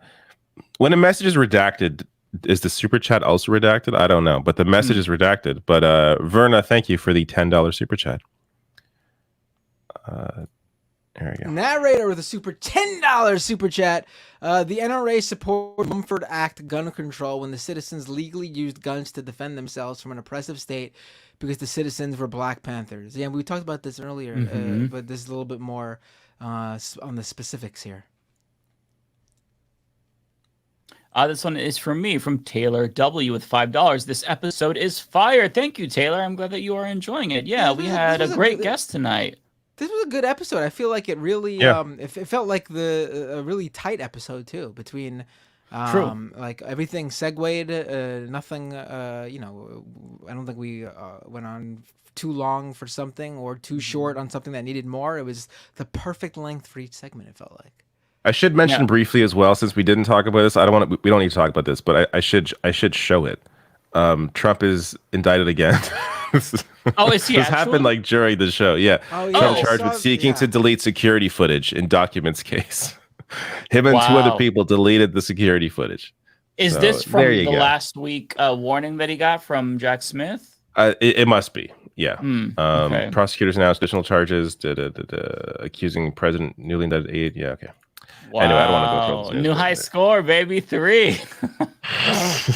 That's crazy. All right. Narrator correcting their. Milford Act. Okay. And then writes it again. Mulford. Oh my God! Wow. Make some more mistakes, more typos. Narrator, could you do me a favor? Could you send me a super chat that just says supercalifragilisticexpialidocious? And make sure you spell it right, okay? That was really good, Matt. That rolled off your tongue. I don't know if I could do that. That was really good. Supercalifragilisticexpialidocious. Oh, I fucking just nailed it. Yeah. God damn. I was not expecting that. Okay. Pat myself on the back. Which one of you got this monster chat? This one is for me. Wow. Damn. Narrative dude with the 49.99. I'll even add the applause for this one. Yes. Jesus Christ, thank you so much. You're going to be in good on that narrative, dude. Leftist Mafia, you are on fire tonight. If there is a best of, then this episode deserves representation. Wow, well, thank you so much. Yeah, that's the second comment now that says, good episode. I appreciate you saying that. You know, we don't really plan, so some episodes are good, some episodes are bad, some are organized, some are disorganized. So, yeah, it's good to know that you all are enjoying the episode. Right. This is for me. Narrator with a $10 super chat. Reminder that the FBI conspired with the NYPD to murder Malcolm X in country. This story's been evolving over the last couple of years, and I don't hear enough about it. I have to look more into the latest, honestly. Narrator did send it. Oh, this is for me too. Jeez. Super chat from Miss Siren. Thank you so much, Miss Siren. Love Leftist Mafia and Truth of History. The hosts and guests are top of the line. You also cover current events, so thank you. Also, you toss in some fun moments. I really appreciate it. Thank you so much. I love these kinds of comments. Thank you. I feel like if we had a Leftist Mafia website, that'd be in like the review. That exact comment would be like the reviews. One of you. Oh my God, me as well. Narrator with a super chat. An obvious alias sent you a few Bindercoin emote options over Skype chat and threatened to ban me if I didn't super chat this to you. Oh wow. I will. I guess this is the wait. I will is check this them out. This is the next one. So maybe it's this Narrator one. with another super chat. LOL, she obviously didn't threaten to ban me. Sorry, I'm faded and have a bad sense of humor. Thank you, Narrator. I appreciate it. Mods, everyone threatened to ban Narrator every now and then. And there is another one. Jeez, is this one for me? I don't know. My You God, check. Narrator. My God. What do you do for a living, man? I Narrator know. with $20 super chat. I hope you're eating good. I hope this is like money you can throw away. Yeah, because you said that you're drunk. Be careful, okay? Yeah. The obvious response to what they think, or rather, what they say, CRT, it would be. Well, hold on. I don't think I'm reading this right. The obvious response to what they think, or rather, what they say, CRT, would be to highlight white abolitionists, but there is a reason they defend the institution of slavery instead. Yeah, that's a really great point. Snack Panther, $10 super chat. Thank you, Snack Panther. Says another great Thursday night show. Great to see Dan with the crew tonight. Yes, Dan was awesome. Love Dan. Great show tonight. Thank you. This one is for me, Canethius, with a $15 super chat, giving you $15 for your support and your dedication to serious topics. Thank you so much. That means so much. Forgive me for the fart, clickbait, but I try to sprinkle in some fun and also keep them substantive. This one is for me, actually. Narrator, making it rain on all of us. Jesus Christ. Let's not forget they hate black people. Had whole cookbooks. Oh, 8. You do mean 8 black people had whole cookbooks and kept pickled body parts as souvenirs. The evil is unspeakable, but must be spoken loud and often. It's revolting. I can't speak to that, but yeah. I gotta tell you, just to give you a hint at where I am tonight. I guess I'm officially entering the tire zone. When you said letting it rain on all of us, Jesus Christ, I immediately envisioned like one of the apostles like saying it to Jesus as if like he's pissed because it's raining, like, just letting it rain on all of us, Jesus Christ. I'm really like, I can't use your magic. You Stop really the lost your mind clouds. tonight. Yeah. Who knows where you'll be by hour 5? Yeah, right. I don't think we'll go. Luckily, we're going through these pretty quickly, so it's going to be good tonight. Radio friendly box with a super chat. Yes, Florida is all about the 14 words mantra. Yeah, I mean, I can't. I mean, listen, I said a while ago that Florida on a national level, not saying this about local politics or statewide politics, but like when it comes to like a presidential race, for example, it's not a Swift 8. It's not. But I was not expecting it to end up as like the most right wing state imaginable. Like it's pretty, the turn here is pretty crazy. Yeah. Oh, this is for me too. For Resto with a super chat, Matt's AirPods are the MVP of his work-life balance. Yes, this has happened a few times now, where I stream for so long on my stream that what ends up forcing me to stop is that my AirPods go from 100% to 0% during the stream. Oh my and God. I can't take calls anymore because I can't hear them. So that's usually when the show is definitely over. I say my goodbyes and that's it. I've come up with a solution though. I have to buy a backup pair of AirPods. Then you'll just never get off. That's crazy. Yeah. This one is for me, Kate Travail with $1.99. Thank you, Kate. You've sent a couple. I really appreciate you. What are your thoughts on Vosh? Vosh bad. I feel like that. I feel like that question is asking for trouble. No, I've said this before. I like Vosh. His video about aliens came on my feed today because I was looking up alien videos for my video. And yeah, it was really cathartic to watch him complain about the alien hearings as well, because I felt the same way that he felt. But yeah, I like Vosh. Or what I meant is the audience is constantly fighting in the chat about whether Vosh good or Vosh bad. Really? You know, I think, yeah. Whenever these questions come up, they immediately, whenever Vosh comes up, there is a sea of people saying, "Oh, get Vosh on Leftist Mafia," and a sea of people saying like, "I would never. You should look into this, and this, and this of what Vosh has done." I know. I mean, I don't really. I don't know. I haven't seen anything. I'm not saying it's not out there, but I haven't seen anything that is 100% Vosh is done, canceled, get him out of here. When I've seen shit, I've seen larger context, and it's like, oh, okay, this was taken out of context. Like that's largely what I've seen, and you know, I'm sure he said things that rub people the wrong way, or maybe were bad at some point. Like I don't know, but largely what he's put out, from what I've seen, has been with the intention to educate, and has done educating. And he may have disagreements with people that you disagree with on him on some issues or something, but largely what he does, I think, is positive. But that's my opinion. I feel like it's for me lately, it's been Vosh comes up, or if Keffels comes up, then it's all hell's gonna break loose in the chat. Oh, see, I didn't even like know both that. of them. Yeah, I like both of them. Yeah, I didn't know that Keffels was controversial. Like when did this happen, and when did I miss it? I don't like to stay in the loop in these things. I don't, but even if I could, I wouldn't, just because I mean, you're going to have, we talk about politics, so we are inherently divisive, right? Sometimes, and if you talk a lot, especially if you stream, you're bound to say something at some point that's controversial, you know? So it's you can't just write somebody off based on something that they said. I mean, Keffels is the individual who shut down kiwi farms. That is no small task. So I'm not sure why she is controversial, but I still like. She apparently became a little more edgy after the whole thing, but I haven't really followed, so I don't care. I don't know. It doesn't really matter. Matt Claremont. We don't keep tabs on each other, folks. So no, it's impossible. Like that's a full-time job in itself. Yeah, we didn't even know about the Illuminati drama when she was. Yeah, we didn't even know about one of the hosts of this very show. we didn't know. We didn't know who she even was. I still don't even really know who the hell she was. Yeah, I don't know either. I have no idea. If you go back and watch the election stream, you know, episode 0, me and David were like, "Oh, who's this?" Because Lance was like, "Oh, Illuminati's gonna come on." I'm like, "Who the hell is that?" And David's like, "Oh yeah, my chat likes her, but I don't know who this is." We literally did not know who that was, so we don't keep up on what the kids are saying about everyone. And you won't make us keep up on it, okay?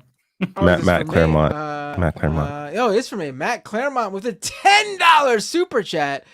Rebecca Azor is coming through. You know she got a good story for you. Is that her? Is there a theme song, or are you just making that up? Is like that actually her thing? It's good though. It sounds like it's legit. I don't know. Yeah. If you guys ever get Ben and James on for a crossover, you have to play that song. Oh, so it is. A song. There you go. Certified banger. I'm so like we said, we are out of the loop. You guys, this kind of proves it too. You guys watch all of this stuff, and that's awesome. I wish I could. I just can't. I don't know why. I wish I could. Yeah, my attention span for political content lately has been very, very short. Like I try to watch all of like your guys' video. I have not even kept up with like David Dole, Kyle Kulinski. And if I jump onto like a Matt Bender stream, it's for like 5 seconds and then I'm out. It's hard. Like when we talk about politics, when you're done talking about it, you don't really want to engage with it further. At least I don't. And so like I'll tune into like gaming podcasts and stuff. I just don't. Right. This even goes to my personal life.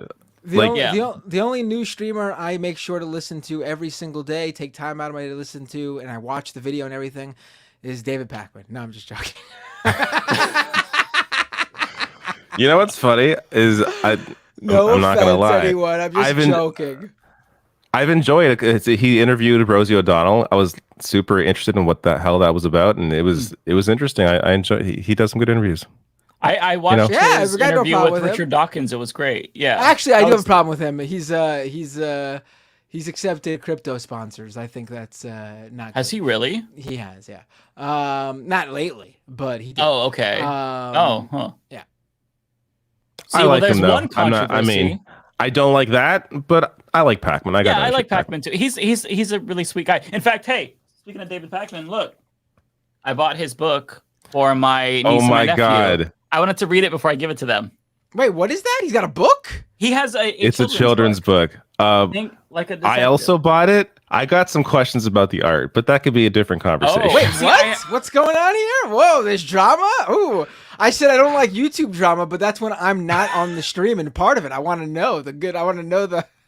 I don't want to make any accusations without knowing. But hey, I bought the book. I support you, Pakman. So I'm not raising any questions here. I'm just saying all the art looks different on every page. I don't think there was a person that did any of it. Ooh, for real? Can I see some of this art? Wait, show me. But I don't want to start something here. I don't fucking know. That looks good. What's wrong with that? The art is great, but it's all. Unless he has like all different illustrators. Hold on. I see what you're saying. That's. Okay, yeah, that's. I don't know. I'm not going to speculate, but I don't know. I don't know. Yeah. All I'm saying is, I spent money. I got the book for my child as well. I was reading it. It's like, it's good leftist propaganda in the sense that it really it talks shit about Trump basically, and it's for kids. So, I'm very pro that. I got no issue with that. You're gonna find out. We're gonna find out it's written by ChatGPT. No, I'm joking. I'm joking. We love David though. That's the takeaway. Okay. Yes. I enjoy his stuff. Narrator. This one is for me. Narrator again. Oh my God, $10. Thank you so much, narrator. My goodness. RFK said the Democratic Party has moved away from him and his father and uncle. He's full of shit. During Senate hearing, DeSantis asked about RFK as VP. Does Biden beat a Trump/RFK ticket? I don't think that the VP is really going to make much of a difference in the end. People are going to be looking at Trump and Biden, and that's period. I think that the VP, people put a lot of weight on the VP, but I really don't think it's going to make that big of a difference personally. Yeah. They're never going to pick. No. First of all, DeSantis is not going to be the nominee. Second of all, right. No Republican nominee is going to pick RFK as their running mate. Because listen, the issue that RFK most speaks to them to is the anti-vaxxer stuff, and no Republican is going to run on anti-vax stuff. DeSantis tried to, and immediately fucking fell flat on his face, and is trying to reconfigure his entire platform. What that interview was still DeSantis in the old mode, trying to appeal to his base, which he doesn't need to appeal to his little 15 to 20%, because they're sticking with him. Obviously, it's the other 80% or whatever who has no interest in DeSantis. I'm assuming this is for Adam Christopher with the super chat. WWE questions: what match are you looking forward to at SummerSlam, and are you an LA Knight fan? Yeah. I like LA Knight. I'm not a huge fan of his. I respect any wrestler that gets over on their own. and fights against management, not actually backstage, but like continuously gets over despite management trying to not have them be in the spotlight. So definitely respect LA Knight for that. But he's just not my type of character or a wrestler. What match am I looking forward to at SummerSlam? Honestly, Jey Uso and Roman Reigns. I really think it's a great storyline, the whole bloodline stuff. I've been really into it for a long time. I think it's the best thing going in wrestling right now, at least from a storyline perspective. So I'm looking forward to see where they take it. This one's for me, Snack Panther with $2. Just say alien bussy again, Lamau. Alien bussy, alien titties. It just sounds so funny, right? Alien titties. Let's see the aliens. Ask for that one. A little bit of extra. Oh, Mike, man. you should do NPC content on TikTok, but just say alien bussy, alien titties. You said. You said alien pussy, Matt. I heard that. Did I? I must have mistakenly said. Whoops. I see what Matt has on his mind after these hearings. Anyways, the prof says, "Why do the pro alien guys always look like aliens?" Does anyone in New York remember if you watch like in the late maybe not late 90s, maybe late 90s, but definitely in like the early to late 2000s, if you were watching super late night network or broadcast television, and if you were up late enough for the infomercials to come on, there was a infomercial for a strip club in Long Island City called Gallagher's 3000. And it was the weirdest commercial because it involved aliens, like guys dressed up like aliens, landing and walking into the strip club and the strippers like grinding on the aliens. And then it cut to what I assume is the owner of the strip club, who would look directly into camera and say something like, Gallagher's 3000, it's absolutely out of this world or insane or something like while doing this crazy over-the-top cornball infomercial type thing. I don't know, it just reminded me of that. Again, it's 11:30. Does anyone remember that? Yeah, there you go. I don't, but I love it. Not in New York, so no, but sounds crazy. Brett Patterson says, this is for your homo story too. Oh, thank you, Brett. Keep up the good work with a $10 super chat. Thank you so much, Brett. Oh, it's for me. Kowalski is going to make me play the emoji game here. Let's see. Tractor, sleepy, medicine, or I don't know, ecstasy, Molly. What? What is that? I don't know what that other emoji is. Someone going crazy. It looks like. Yeah, I think I haven't seen that before. The emoji after the pill is just like blank, like a cut off or something, right? No.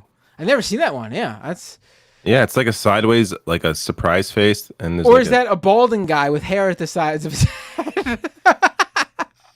I've seen that before. So basically, Kowalski was tired. He popped some pills, went a little bit crazy, and started a fire. Damn, Kowalski has some fun over there on the farm. Soul Live says, I have no option for sending gifted memberships, just super chat and stickers. If you can fix that, awesome. Does YouTube allow gifted memberships? I think they were supposed to. I don't know if they rolled that out yet, though. Okay, I have no control. I mean, if it can be there, it would be there. I'm definitely not stopping it from happening. For sure, yeah.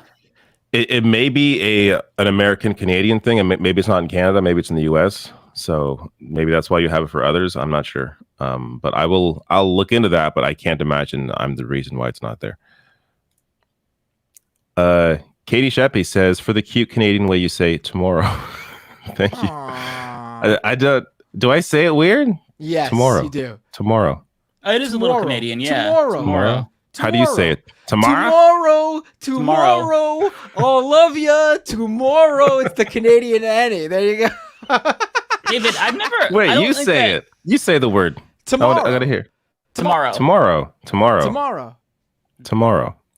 That's the only really Canadian thing that you say. Like, say about. That's so David. weird. Say what? About. Oh, you don't say it like Lance does. Lance it's full on a boot. Does he play it up? I've never said on purpose. About, like that, about. Yeah, because that's usually a tell. I think that the America First Canadian, when I was watching this video, he said a boot when he was talking. I'm like, wait, hang on a second. You're talking about America wanting to be authoritarian for Trump. Are you Canadian? And sure enough, he was Canadian. So that's usually a pretty big tell, but you hide it. I don't hide. I just never said a boot, but tomorrow was one I didn't realize. Now I'm going to be very hyper aware of it. Tomorrow. And not that I'm going to change it. I don't care. I almost want to say like a boot so people think I'm Canadian, so that way they don't think I'm American. Just because, use that when you go traveling, outside the U.S. That's actually really smart. Yeah, yeah. Oh, what is this all about here? I got my toque. I got my toque. Or is it a toque? Well, I forgot. It's toque. A toque. Okay. All right. Oh, listen to me too. Black Flags and Roses, $4.99 super chat says, anyone familiar with Some More News? Progressive channel covers current issues. Cody Johnston hosts. They'll be great guests. Or yes, Warmble the Puppet. I don't know Warmble the Puppet. Some More News, yes, definitely does great work for sure. I just ordered a Some More News T-shirt that I will be rocking on my show, and yeah, it has a picture of both of the hosts and Warmbo. Yeah, one of the best channels out there. Damn, I gotta get some merch. Apparently, I'll at least get one shirt sale from Mike. I'll buy a shirt. Every single creator shirt imaginable. Damn, it's a whole wardrobe. Absolutely. This one is for me, Matthew Cox with $10. Thank you, Matthew. Man, this weather, I cannot believe the lack of concern. I'm in a red state with ridiculous heat records being broken on the daily, and people are just like, summer's always hot. It boggles the mind. I absolutely that resonates with me, because even when I was a kid, like there was some hot summers, sure, but never like 110 degrees. I mean, it was really wild to me, and I think a lot of Oregonians had the same wake-up call in 2021 when we had the 115-degree weather that like melted our fucking roads. It burned all of my mom's plants. Oh my god! It was ridiculous. What is it over there right now? What is it? What's your? It's 71 currently, so it's okay. But at least according to my watch. But Oregon used to be very like, we're a very rainy state. So summers, they get warm sometimes, but each year it's getting warmer. We're having more, hot days and whatnot. And just the difference between it. Is it me or is it Mike? No, it's Mike. Oh, you're freezing for a second. Too. Okay, you're back now. It's all good. But I'm not sure he knows that. Oh. Mike, are you back? Was I gone? You were gone you were freezing for at the end of that sentence, but weird. I think we got you though. Okay. Narrator. Is this it's for me. Hot narrator with a $10 super chat. Hot labor summer, Cop City, a third of Republicans ready for violence. Global, and I'm guessing you meant violence and not violent.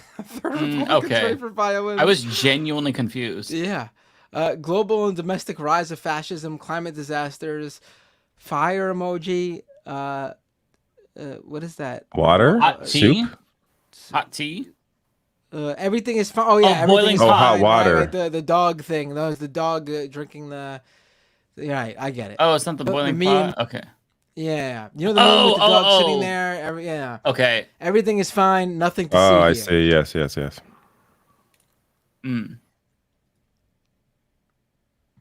Matt. One of you.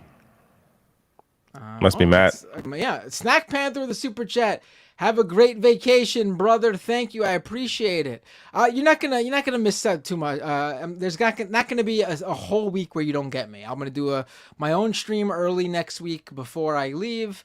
And then, so I'm just going to miss Thursday streams next week. And then the following week, I'm going to miss my own stream earlier in the week, but I'll be back for Majority Report and Leftist Mafia the following Thursday. So there's not going to be a full week where you don't get me streaming. It's just going to be, I'm not going to be on the usual shows.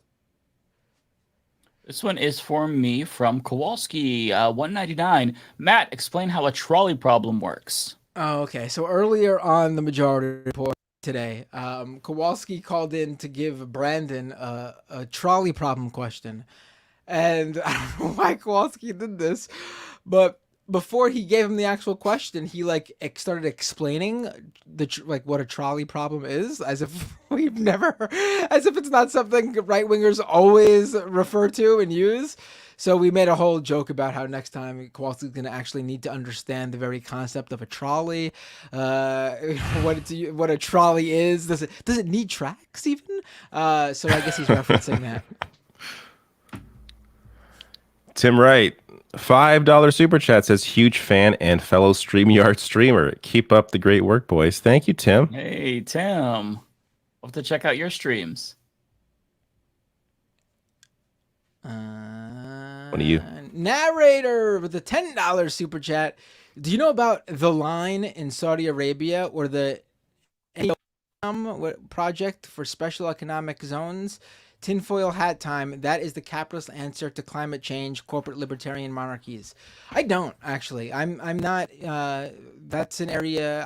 Foreign policy is not my strong, or international news like that is not my strong point. So I'm not familiar. I could be wrong. I'm looking it up now. Neom. I think that the line I could be wrong, but I think it refers to like this really big, long, like basically human aquarium that they're building to shield everyone from the heat, and within it there's going to be like it's like a giant mall kind of, and living spaces. I could be wrong. There's like concepts of that. I'm not 100% sure if that's what they're referring to, but it's very it does give dystopian capitalist vibes if that's what they are. And it looks like it's being led by the Saudis too. So there you go. Mm-hmm. Is that what it is? Yes, I think you're right. It is. They have the website neom.com. But it's a lot of like, corporate sort of inspo speak, they're not straight up just saying this is what it is. Oh, here we go. There's the FAQ. Neom is a region in the northwest of the Kingdom of Saudi Arabia. Neom means new future, and with more than 2,800 staff from 86 countries already living and working here on site, it has already become a home for people who dream big and want to be part of building a new economic model for the country and the world. Very, very weird that they consider the people living there to be staff. That's how they referred them to. I think that's very bizarre. This is so tells you Orwellian everything you need to know. Yes. Yeah, it's very scary. It's 82 degrees here. I'm fine. I can keep going. I just need to refill my drink, otherwise I'm gonna pass out. I'll be right back. Keep going. Get yourself some water. Good. Tim Wright, $5 super chat says, long live Michael Brooks. 100%. If this is not for you, it should be for you. I think this is for Matt, actually. I can read it. It's directed towards you. Mike I mean, you might as well. Mike looks like he wants to read it. See. Okay. I guess we could wait for Bender. Sure, that works. I can see Bender laughing at that. I can't tell what's in the thumbnail, or not thumbnail, I'm sorry, in the avatar. I can't tell what I'm looking at. Is that a doggy? It's either a dog or like a butthole. Like, I don't know what I'm looking at. All right. I think it's the back of a person's head.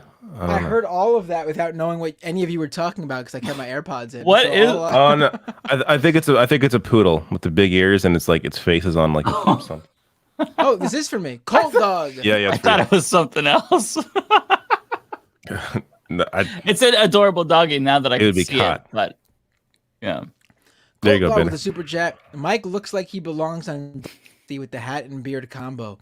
Much love to all of you. Left is best. Beard's not long enough. It's not long enough. He used that like ZZ Top-esque beard. Mm-hmm. And I don't have any camo. I'm a gay man, so this is as close as it gets. I'm actually right now. You're looking pretty. Actually, I didn't realize what the shirt and the actual hat design and color you are. It's the shirt and the hat. Yeah. Like yeah. I can see it selling it a little bit. What pants you wearing? Let's see. Stand up. I'm wearing gym shorts. They're short. They're like hoochie daddy shorts. I can't stand up. Oh, you're wearing short. Oh, you don't want to. Don't want to show the audience too much. I get it. That's for the threads thirst trap. Okay, T-Type. So $5 to anyone who's an H3 podcast member. Let's spam super chats at Ethan about how he should go on the Humanist Report during the next members only stream. That's so wonderful. I appreciate you saying that. I think it was in reference to last week. I said that would be like my dream interview is to talk to Ethan Klein. Yeah, and it still would. I love Ethan Klein. Yeah, Wait, you said your dream interview was Ethan Klein. Damn, we really shooting low there. I mean, he is pretty big. He's pretty big online, but like, was the question specifically creators or anybody? Because I could no, it was just anyone who you'd want to interview. And my rationale was I wanted to really pick his brain about like, and you said it was because he had kids, but like about this change from being like an enlightened centrist, anti-SJW to like firm leftist. Damn, I get it. Listen, some people, if we're offered to interview anybody, anytime, anywhere, some of us would pick, Martin Luther King, Gandhi, but you pick Ethan Klein. I get it. Different strokes for different folks. I think Mike's being realistic about who he could be. Right. But thank you, T-Types. I think this one is for me as well. Okay, from Wolfhard1136, $2. Thank you so much, Wolfhard. What video game would you gift each other and why?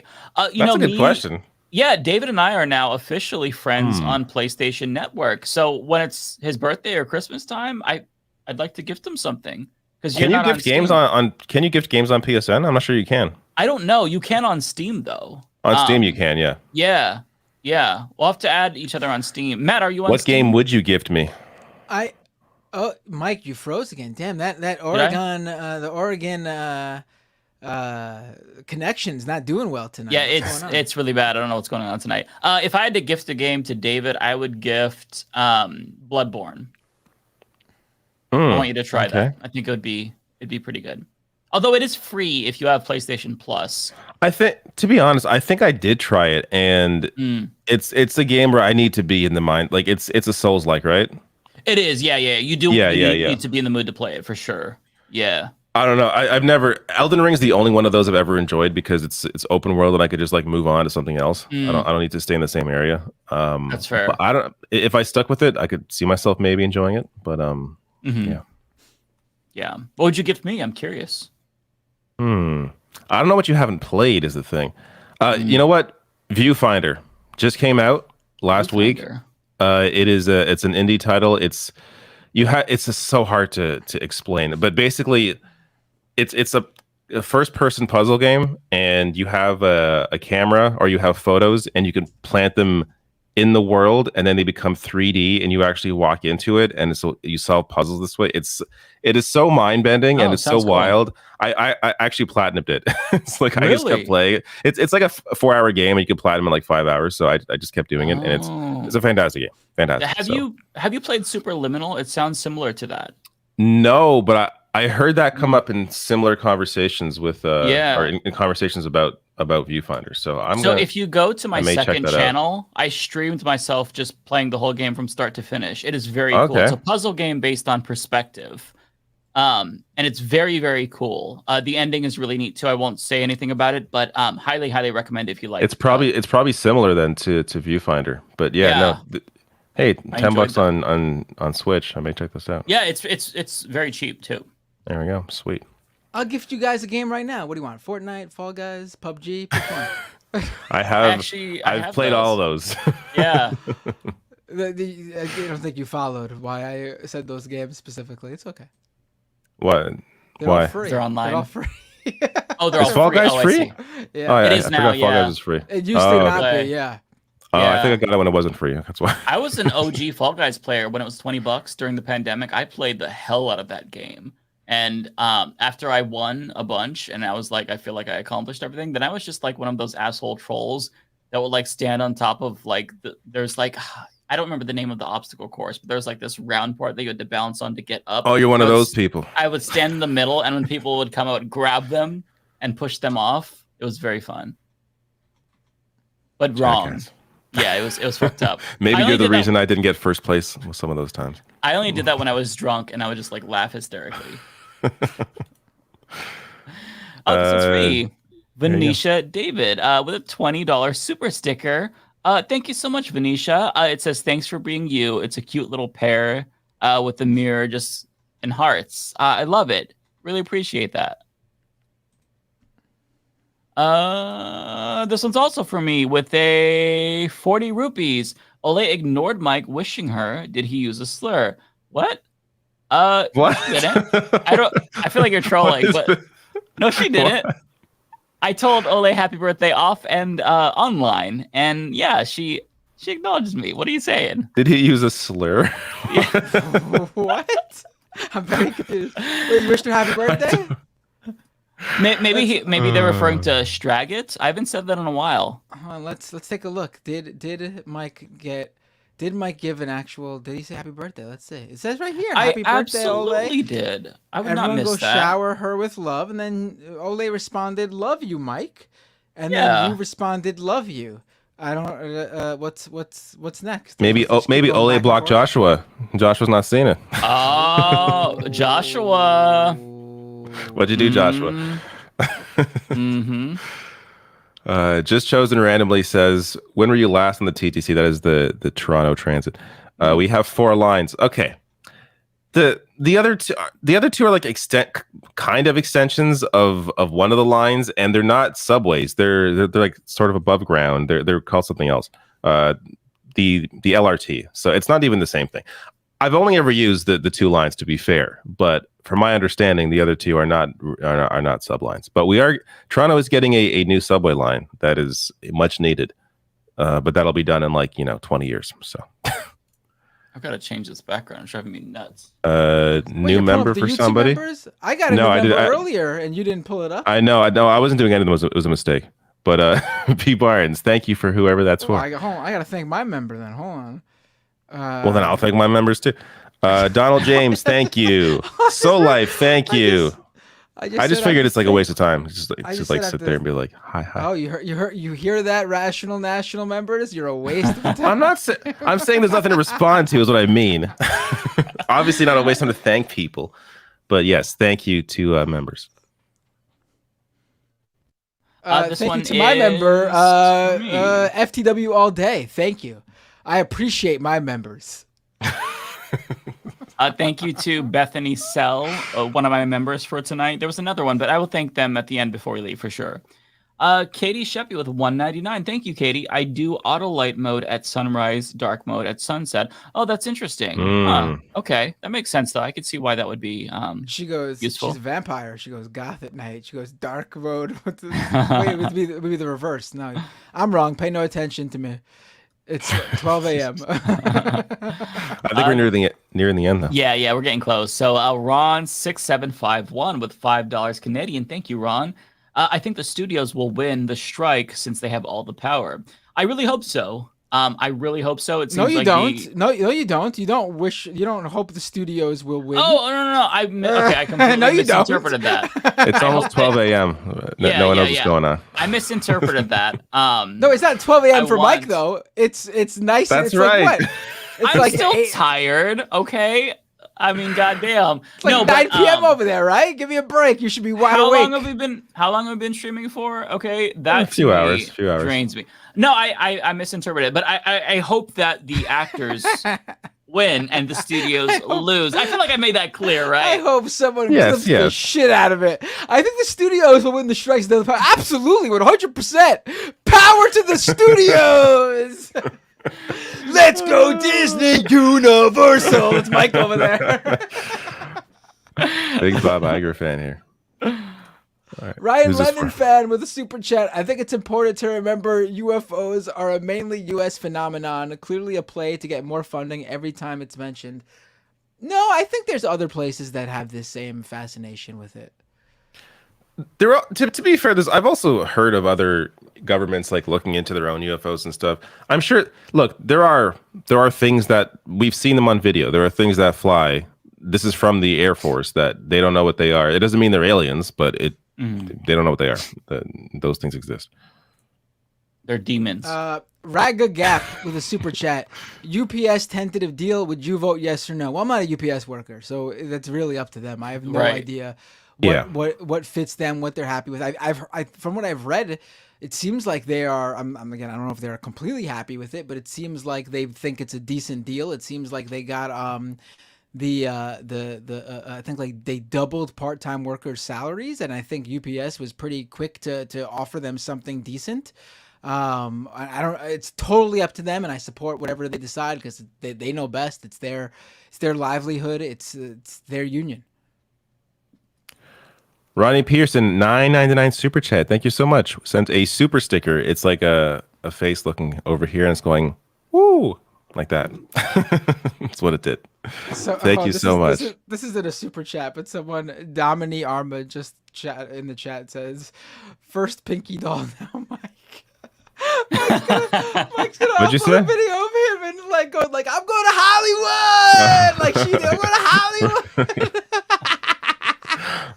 Mike's going to Hollywood. That's right. He's gonna enjoy himself there. Kowalski says, "They live. Aliens are among us. Neoliberal aliens." Oh, he's talking about the movie They Live. That's a great movie. It's one of my favorites. I got to watch that. I have heard good things. You Is this a absolutely new movie? need to watch. No, Roddy Piper's been dead since like 2016 or something. 88. It's a Oh, wow. fantastic movie. It's like it's a cult classic. It's iconic. You've definitely seen people refer to it.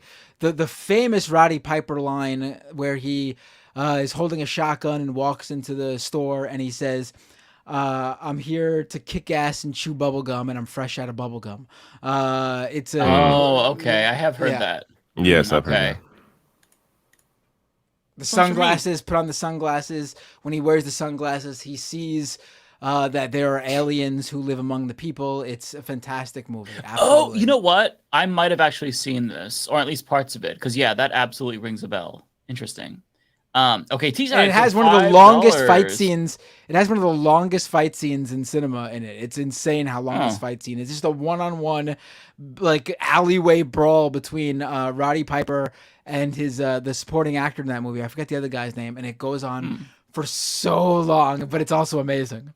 Interesting. T-Types with $5.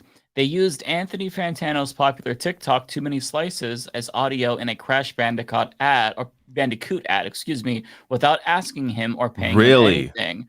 Interesting. Wow, that is straight up just stealing his shit to profit, like to sell something. Yeah, and of course he should sue him. What are they going to countersue on? They're suing him. I think they're going to. No, I think he's. Wait, they're suing him for what? He's suing them. No, but they're suing he's not. him.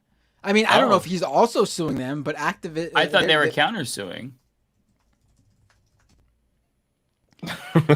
No, they're suing him. He threatened because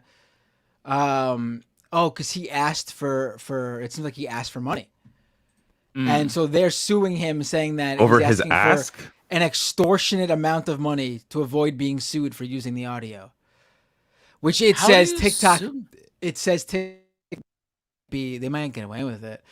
They're claiming TikTok's terms of service permits it. A lot of these companies have terms of service that might allow others to use your content. It depends, I guess, maybe how this was used. That's crazy. Well, I'm Team Fantano, obviously. I hope he wins. Love and solidarity with Fantano. He asked for 6 figures. Probably like a F you pay me amount, and they're claiming that TikTok's terms of service indicate that users grant third parties the right to modify, adapt, reproduce, or make derivative works of their uploaded videos. And Activision don't put original shit on TikTok then. Jesus. Activision said they pulled Fantano's audio from a listing of sounds that TikTok marked as cleared for commercial use. Wow. That's I don't know how this is gonna go. Yeah, it could go either way.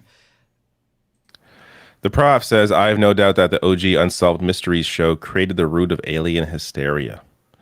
I definitely remember watching that show and enjoying the it. OG Unsolved Mysteries show, but I also viewed it strictly as entertainment and not that it was real. I mean, obviously they had cases that were much more that were real because they were actual cases in reality where like missing persons and stuff.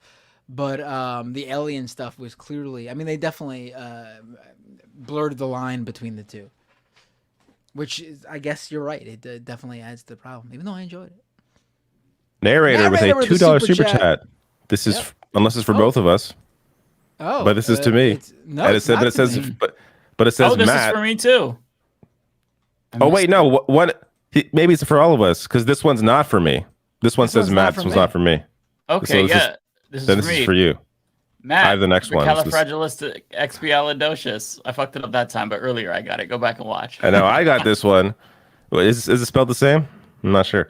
Supercalifragilisticexpialidocious. I think I said it right. I'm not sure if it's spelled right though. Can't believe you guys had a problem with this. It's not that hard of a, it's hard to spell. I said it good the first time. Don't You diminish did, I my said it fine. beautiful enunciation. Supercalifragilisticexpialidocious, even though the sound of it is often quite atrocious. Supercalifragilisticexpialidocious. Anyways, I was George Irrit. Irrit. After talking shit.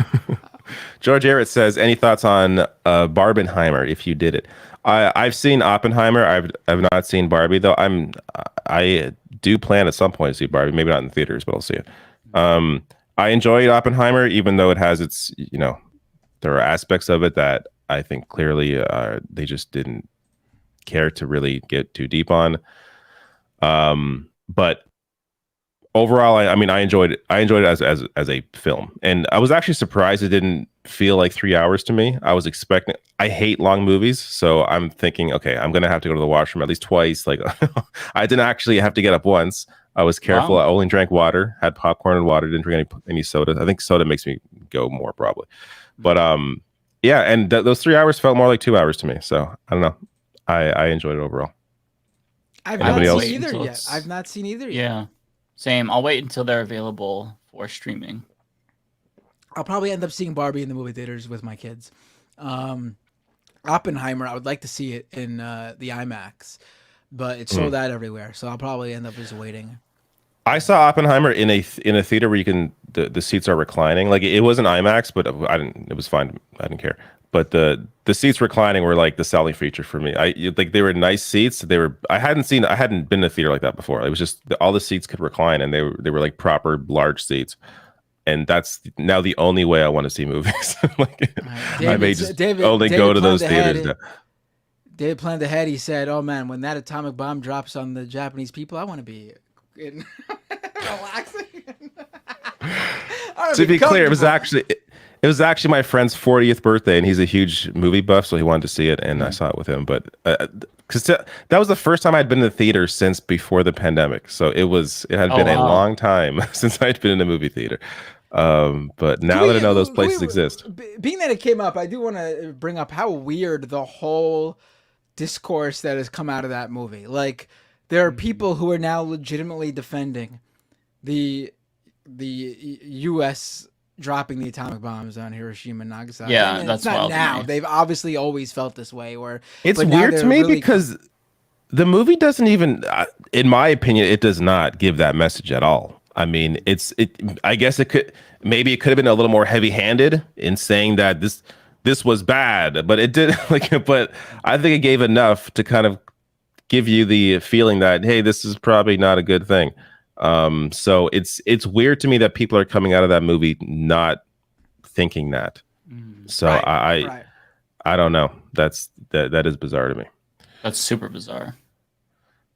Jimbo Slice, this is free, says, can y'all please get Jimmy Snow from the Line network of call-in shows on YouTube as a guest? Katie Montgomery is a regular host there too. I don't know Jimmy Snow. Katie Montgomery we had on our podcast a few weeks ago. She's fantastic. But we'll look into him. There are so many guests. I've never heard of we gotta have on Jimmy Snow. Zero PE says y'all need to have a cornbread tuber on FD or Lil Bill to possibly explain why Vosh and Keffels are problematic. I don't want to bring people on for let's talk about YouTube drama now.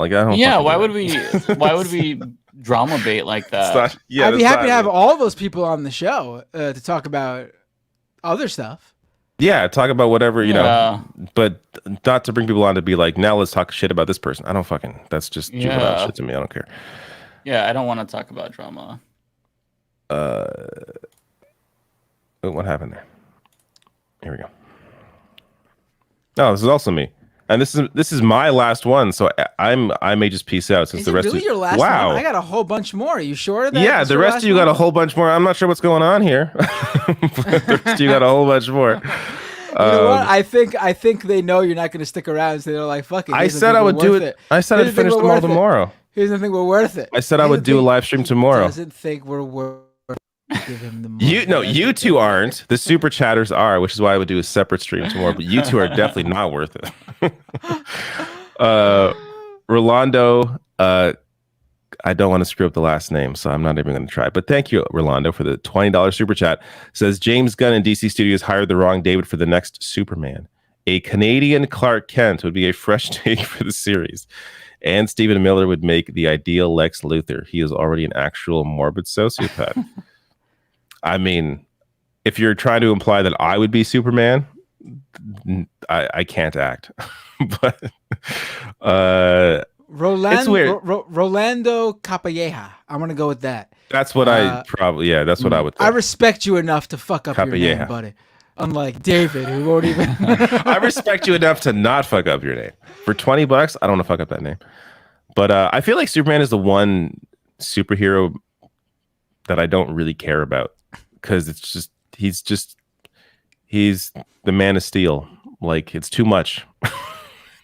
I like my superheroes to have more flaws that aren't just kryptonite. I don't know.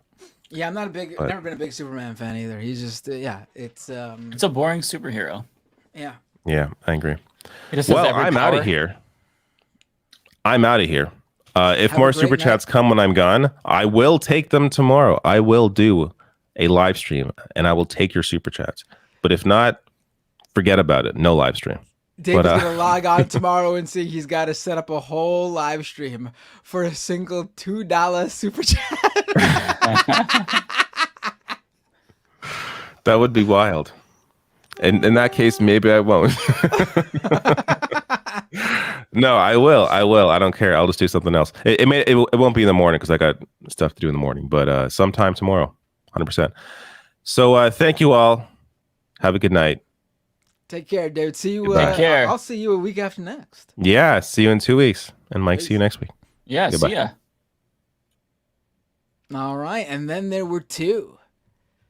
There we go. We both did it at the same time. Let's go back. Yeah, let's go back. That was a little bit too close. I don't know why it looks so weird. You want to do the honors of bringing up the super chats, or sure? This one's for you. Narrator with a $10 super chat. Like who you like, don't like who you don't, but don't complain about leftists not calling out other leftists or quote-unquote leftists while complaining TYT is concentrating too much on disagreements with the left. Yeah, that's a good point. This one's for me. Taylor W with $2. Thank you, Taylor. Telltale Owen on please. He's a QQ or no, that's a emoji face anti-cult YouTuber. Okay, I'll have to look into him. I have not heard of Telltale Owen, but I'm also really interested in like cult stuff lately. Not like that I want to join them, but like people who get out of them, like QAnon and stuff. That is interesting. So yeah, thanks for the recommendation. But really, the cults lately. I'm looking into yeah. The way that as soon as that came out, I'm like, gotta rephrase that one. If any of you have a cult to recommend me join, please send over. This one is. I think this me. one. Oh no, it's not for me. It's for you. Oh, this one's for me. Zero PE with $4.99. Thank you, Zero PE. When more than one leftist black streamer points out supposed leftist racism, I think it's important not to be dismissive of that. Sure. Yeah, absolutely.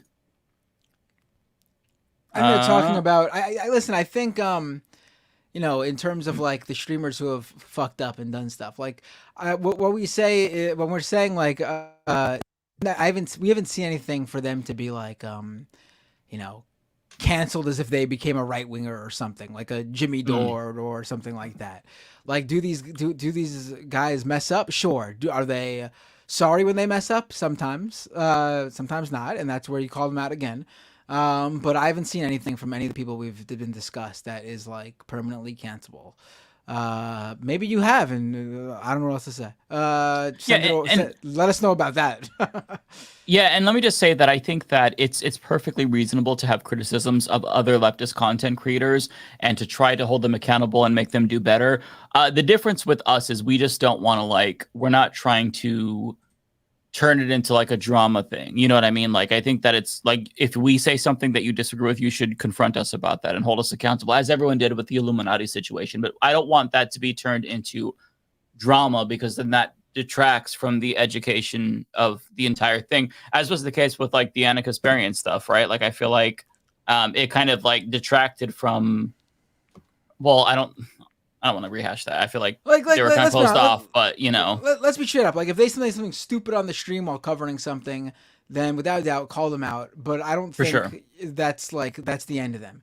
If they are, for example, like, you know, all of a sudden making a turn and sending harassment or straight up racism towards a specific creator or something, or sexism or something, then that's a little bit different. And I don't know if I've seen that from any of them.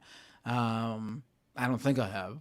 Yeah. I mean, allow people to make mistakes, call them out, but yeah, we hopefully you all can understand. We don't want to like go out of our way to, you know, shit on other leftists. I just feel like that is not something that we want to do. You know, we'd rather correct people than cancel. You know, completely. Not that you're saying that you want to cancel them, but you know what I'm saying. Like, I just want to build bridges and not burn them. And so, if there's an area of opportunity, then you should certainly address that. But it's not on us to, you know, attack other people and go around and, you know, try to police other lefties for things that they do that are bad. That's just not our position. You know, we're in this space and we fuck up too.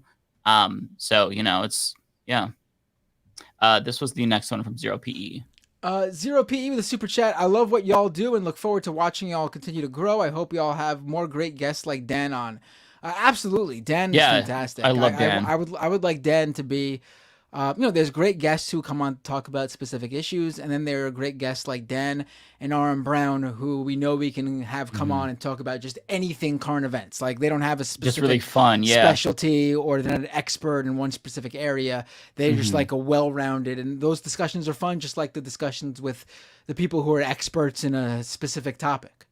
It's all dependent on what the episode is going to be about, really. Absolutely agree with that. This one is for you. With a super chat, you should check out Pine Tree Power in Maine. They are trying to make a local consumer-owned utility. Interesting. I'm going to check that out. This one is for you, I think. Oh, it's going fast here. Transgo 420 with a 420 super chat. Very clever. Vosh and Keffels are sponsored by crypto. No way. Is that true? I don't think so. All right, go to the next super chat. Okay. I gotta look into that. I have no idea. I haven't seen that. I hope not. Meow Nyan with a super chat. Did you like this year's Blood and Guts? Nice to see Ibushi run into the ring, but the extreme wrestling kind of turns me off. I did not see it yet. I'm a fan of like how ECW did it. I'm not a fan of deathmatch wrestling, but for some reason ECW did like hardcore wrestling perfectly in my estimation. Did they sometimes have a deathmatch type match? Yes, but I don't know, the way they did it always I preferred. But yeah, I'm not a big fan of deathmatch wrestling in general. I think it's too much. But at least, you know, with AEW they're getting paid good. The worst is when you see indies doing deathmatch wrestling and people like going through like tube lighting for like you know, $40-50 at the end of the day. Although I actually have also heard from indie wrestlers that it's much safer for them to do deathmatch wrestling than it is for them to do like a match, because deathmatch wrestling is just like going through tables and stuff, whereas the matches is where they could actually like get seriously injured, like break their neck and stuff. So I don't know. I don't like the visuals of it. We have an update for you. From Transgo 420. I made that up. I'm so sorry. You had me for a second. I was like, both Vosh and Keffels. I was thinking, like, first of all, what crypto company targeted the both of them as potential ambassadors? Yeah. Y'all are trying to get us in trouble. Okay, sorry. Next one for you. Mark with a super chat. 3 friends and I saw a UFO in 2011, not claiming alien. I just can't explain what I saw. Next day, article claimed military testing. What I saw defied the physics of a man-made aircraft. I don't know, man. We all see all sorts of different things sometimes. I mean, maybe you could have also seen something they were testing out and it just looked weird. A lot of times your eyes play tricks on you. Illusions based on what time of the day it is, the lighting, how the sky is, where you're standing from, the angle. There's a lot of things that come into play. Or maybe you just saw a UFO. Who knows? Yeah, it could be. I mean, for the longest time, I thought that I saw a UFO when I was 8 years old, because when we were driving by like I think it was, I don't know, like a Shell gas station, the reflection of the light had hit the car a certain way, and it kind of looked like a UFO had like swooped in, and I like even ducked. And then eventually, like when I got older, I kept thinking about that. I'm like, wait, that was probably just the reflection of the light. But I was really convinced just because of, how quick it happened. And, our brains try to attach patterns to things, right? Which is why if you see like some clothes on the floor when it's dark, you'll think, oh my God, it looks like a face, because your mind is constantly trying to put patterns to things that we see, because that's how we view the world. So the UFOs are probably another thing where it's like, if that's something in your mind, if it's in pop culture, you try to look for patterns or look for things that aren't there just automatically. But yeah, we've all seen things we can't explain, though, for sure. Next one from Wolfheart1136 with $5. Thank you, Wolfheart. Second super chat of the night. Really appreciate it. Mike, the opening song to Dystopian Times is a certified banger. I absolutely agree. I cooked up one for season 2 that I never ended up doing, and it's a remix with chiptune, and it's really, really good. But yeah, Tony Tig crushed it on the vocals. I think this is for me. Spin Me a Sailcloth says 1767 homespun movement, America 1918 Swadeshi movement, India synthetic fabrics use petroleum, one of the top polluters in the textile production. Interesting.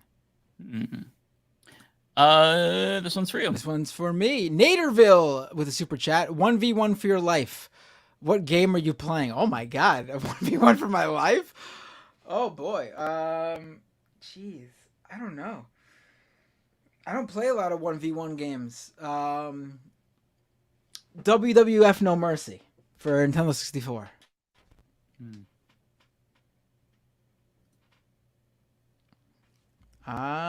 Spin Me a Sailcloth with a super chat. Did you know magic and machine share the same Proto-Indo-European root word, Meg?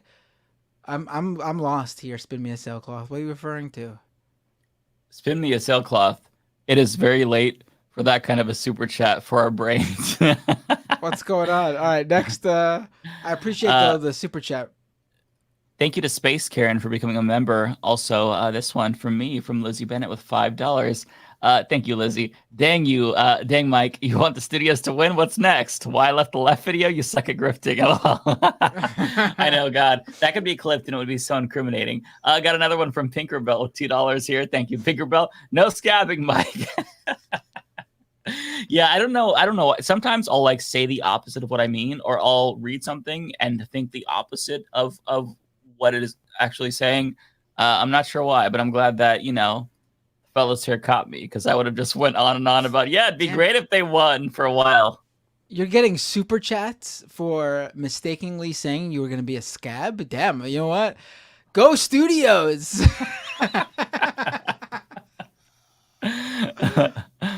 This one's for you. Call Addict BG. Wait, what's BGN? Is that a what currency is that? BGN. I've never seen that before. Bulgarian Lev. Wow, that's a new one. I've never seen that one before. Thank you so much, Call Addict. Wow, that's a lot. One Bulgarian Lev is $3,000. Wow, no, I'm joking. I was gonna say what? They Live has this very cringe message that all the societal problems are caused by a secret cabal that appears like the rest of us. Yeah, I've heard people point that out. John Carpenter has come out and refuted that over and over and over again. He hates that. He's completely. I mean, you can tell what the real messaging of that movie was and how fascists have tried to repurpose it. It's clearly not. I mean, literally, one of the heroes in the movie is a black guy. Very clearly isn't supposed to be that message. Oh, this one's for you. Foresto Mintero with the super chat. If the lawsuit succeeds, then anything any large company has ever posted on TikTok immediately becomes fair use for anyone. They're so short-sighted. It's an interesting point. Although it seems like there might have been some error on TikTok's side or maybe Anthony's side where they mistakenly labeled it. If Activision's description of events is accurate, where they labeled it commercial, we'll see. There's a lot of details here that we need to know for sure. I think this is you. The Matt Mercy says Google Vosh, Poppy, sexual harassment, and Professor Flowers. All right, I'll look into this and see what we gotta. Sure, I'll definitely look into it. I'm making a note now. Narrator. Oh, this is for you. I will say one of the first things that come up is from Bad and Pinata, and he doesn't usually. That's a red flag. Yeah. Act in good faith. Yeah.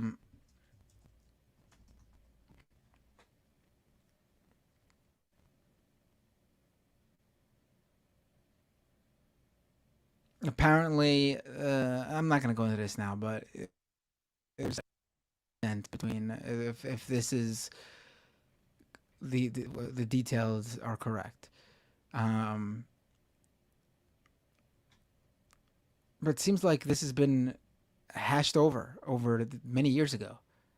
All right. Narrator with a $20 super chat. You got to be really out of touch to think the majority opinion on the dropping of bombs on Hiroshima and Nagasaki isn't that it was justified or that we didn't know how bad it would be. That's the U.S. indoctrination system. I'm confused as to, are you calling me out or I'm confused? I can't read I can't read this correctly. Can you distill this for me, Mike? Oh, I was not paying attention. Oh my God, we're to that point in the stream where my eyes are glossing over and I'm tired. You gotta be really out of touch to think the majority opinion on the dropping of bombs on Hiroshima and Nagasaki isn't that it was justified or that we didn't know how bad it would be. So I think I get what they're saying, and they're not calling you out. I can't honestly interpret it. It's too long. Bro, I'm fucking sorry. Now it's a $20 super chat. Look, you gotta be really out of touch to think the majority opinion on the dropping of bombs on Hiroshima and Nagasaki isn't that it was justified or that we didn't know how bad it would be. I can't follow. I can't follow. It's like I'm reading fucking hieroglyphics. This is very difficult for me. Like I feel like there's maybe two. I feel like the sentence is not constructed in the best way because it could be read multiple ways. That's right. Sorry, narrator. Yeah. I cannot decipher that. I'm sorry. This one is Someone said read the super chats when they happen. That would be so bad for them. Let me tell you, it would actually. Imagine if while we were in the middle of a segment, stopping and talking or referring to things that had nothing to. We can't. It's the best to keep it at the end. Yeah, it would disrupt the entire show. We're joking about being tired for that. That was I don't think that was a decipherable sentence. Oh, I'm not joking. I'm actually really tired. This one is for me though, from narrator, $5. Thank you, narrator. I was in the Navy and sailors were regularly banned from going to Nagasaki Memorial because they would disgracefully take joke selfies and such. Why am I not surprised? That's despicable. Next one. The Prof with a super chat. I want to get back into watching wrestling. Honestly, the last time I truly followed any wrestling was in the mid-2010s. Any advice? Tune into SummerSlam. I think that'd be a good way to get into it. It's the event of the year. We got a bunch of storylines, and WWE likes to show long video packages that run down how we got to this match beforehand. And if you got Peacock, which is only $5 a month, you get the event for free.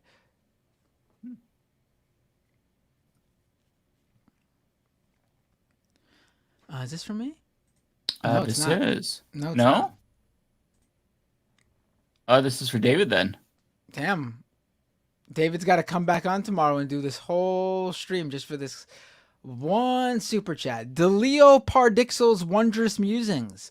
USA and Germany are epicenters for UFO and alien pseudoscience reports, both products of Eurocentric, technocentric views from Nazis and U.S. nativism. I'm sure that's part of it. Absolutely, that sounds actually well said. But I'm sure there are UFO reports in other places. Okay, this one is from me, just chosen randomly with $5 Canadian. They Live took minor inspiration. By the way, thank you. They Live took minor inspiration from the 1960s Marxist critical theory book Society of the Spectacle, turned it into a horror movie. Okay, I'm really interested to watch the They Live movie because I feel like I've seen it, or at least seen parts of it. It's a great movie. Yeah, I'm down. 80s movies are good. 80s action movies are always fun to watch. Jonathan S. with a super chat. You guys feeling the upcoming Teenage Mutant Ninja Turtles movie? I think it looks really good. I'll be taking my kids to see it. It looks really good for like a family movie. Is that the comic book type? Yes. Oh, okay. Yeah, I remember seeing something about this a while ago, but it's a little bit hazy. Yeah, I remember thinking it was good. I have to rewatch it though, because I can't remember. Let me read Matt Mercy's comment here. He says, so because Bad and Pinata made a video on it, it isn't real? That's bullshit, Matt. No, I'm not saying it isn't real. That's why I went to a different source and started reading through the allegations. Just went, the video is suspect. I wouldn't trust his telling of events, especially on YouTube drama. I mean, I'm sure if it was a distillation of some event in Latin and South America history, it would be legit. But I'm certainly not going to listen to him when it comes to leftist online issues. Mm-hmm. Mm-hmm. Yeah, and I mean, like, if you have a problem with the creator, then you can choose not to watch them. I just don't know what you want us to do. We can't, like, go and arrest people who are, like, I don't know. It's just... I mean, I guess people reach out so we don't have them on the show. Like, I'm reading through these Vosh things, and they seem like... this has all been addressed from what I've seen. People can make mistakes, and obviously there are mistakes that are worse than others. But these ones seem like they've been addressed, and people change. Yeah, I mean, if you make a mistake and you address it and you try to do better, I think that should be celebrated. You don't have to choose to accept their apology. But I mean, yeah. I want to be in an environment where we encourage people to do better and not just like push them away, and burn bridges. I think that's preferable. But having said that, though, I'm not familiar with like what people are mad about. I don't know. But what I do know is that Goose Juice $5. Thank you so much, Goose Juice. Wants me to give the best ooh-woo. All right, you ready? Ooh-woo. That was bad, but I'm gonna try it again. Ooh-woo. I have no idea what that is, but okay. I'm pretty sure I know what it is. This one is for David? No, it's for you. It is for me. T-Types, the super chat. I was going to give this to David, but he left. Oh! Thank you, T-Types. Appreciate it. Hey, guess what? That's it. Is it? That's all, folks. Well, wow. Yeah. We're about to hit, boom, just did 4 hours. Nice. So it's a very short stream for us, folks. Folks, thank you so much for tuning in. Patreon.com/MattBinder if you want to subscribe to my stuff. Also, YouTube.com/MattBinder if you want to subscribe to my stuff. I turned the memberships on. And if you're not a subscriber, twitch.tv/MattBinder. Drop your your free Twitch Prime subscription that you get with their Amazon Prime subscription. If you'd like to do that as well. I will be here early next week for a stream, and then I will be gone for a few days into the following week. But then I'll be back here on Leftist Mafia the week after next. So, Mike, enjoy. I enjoyed talking with you today, and I will see you in 2 Thursdays from now. All right. Well, you have fun, and take care.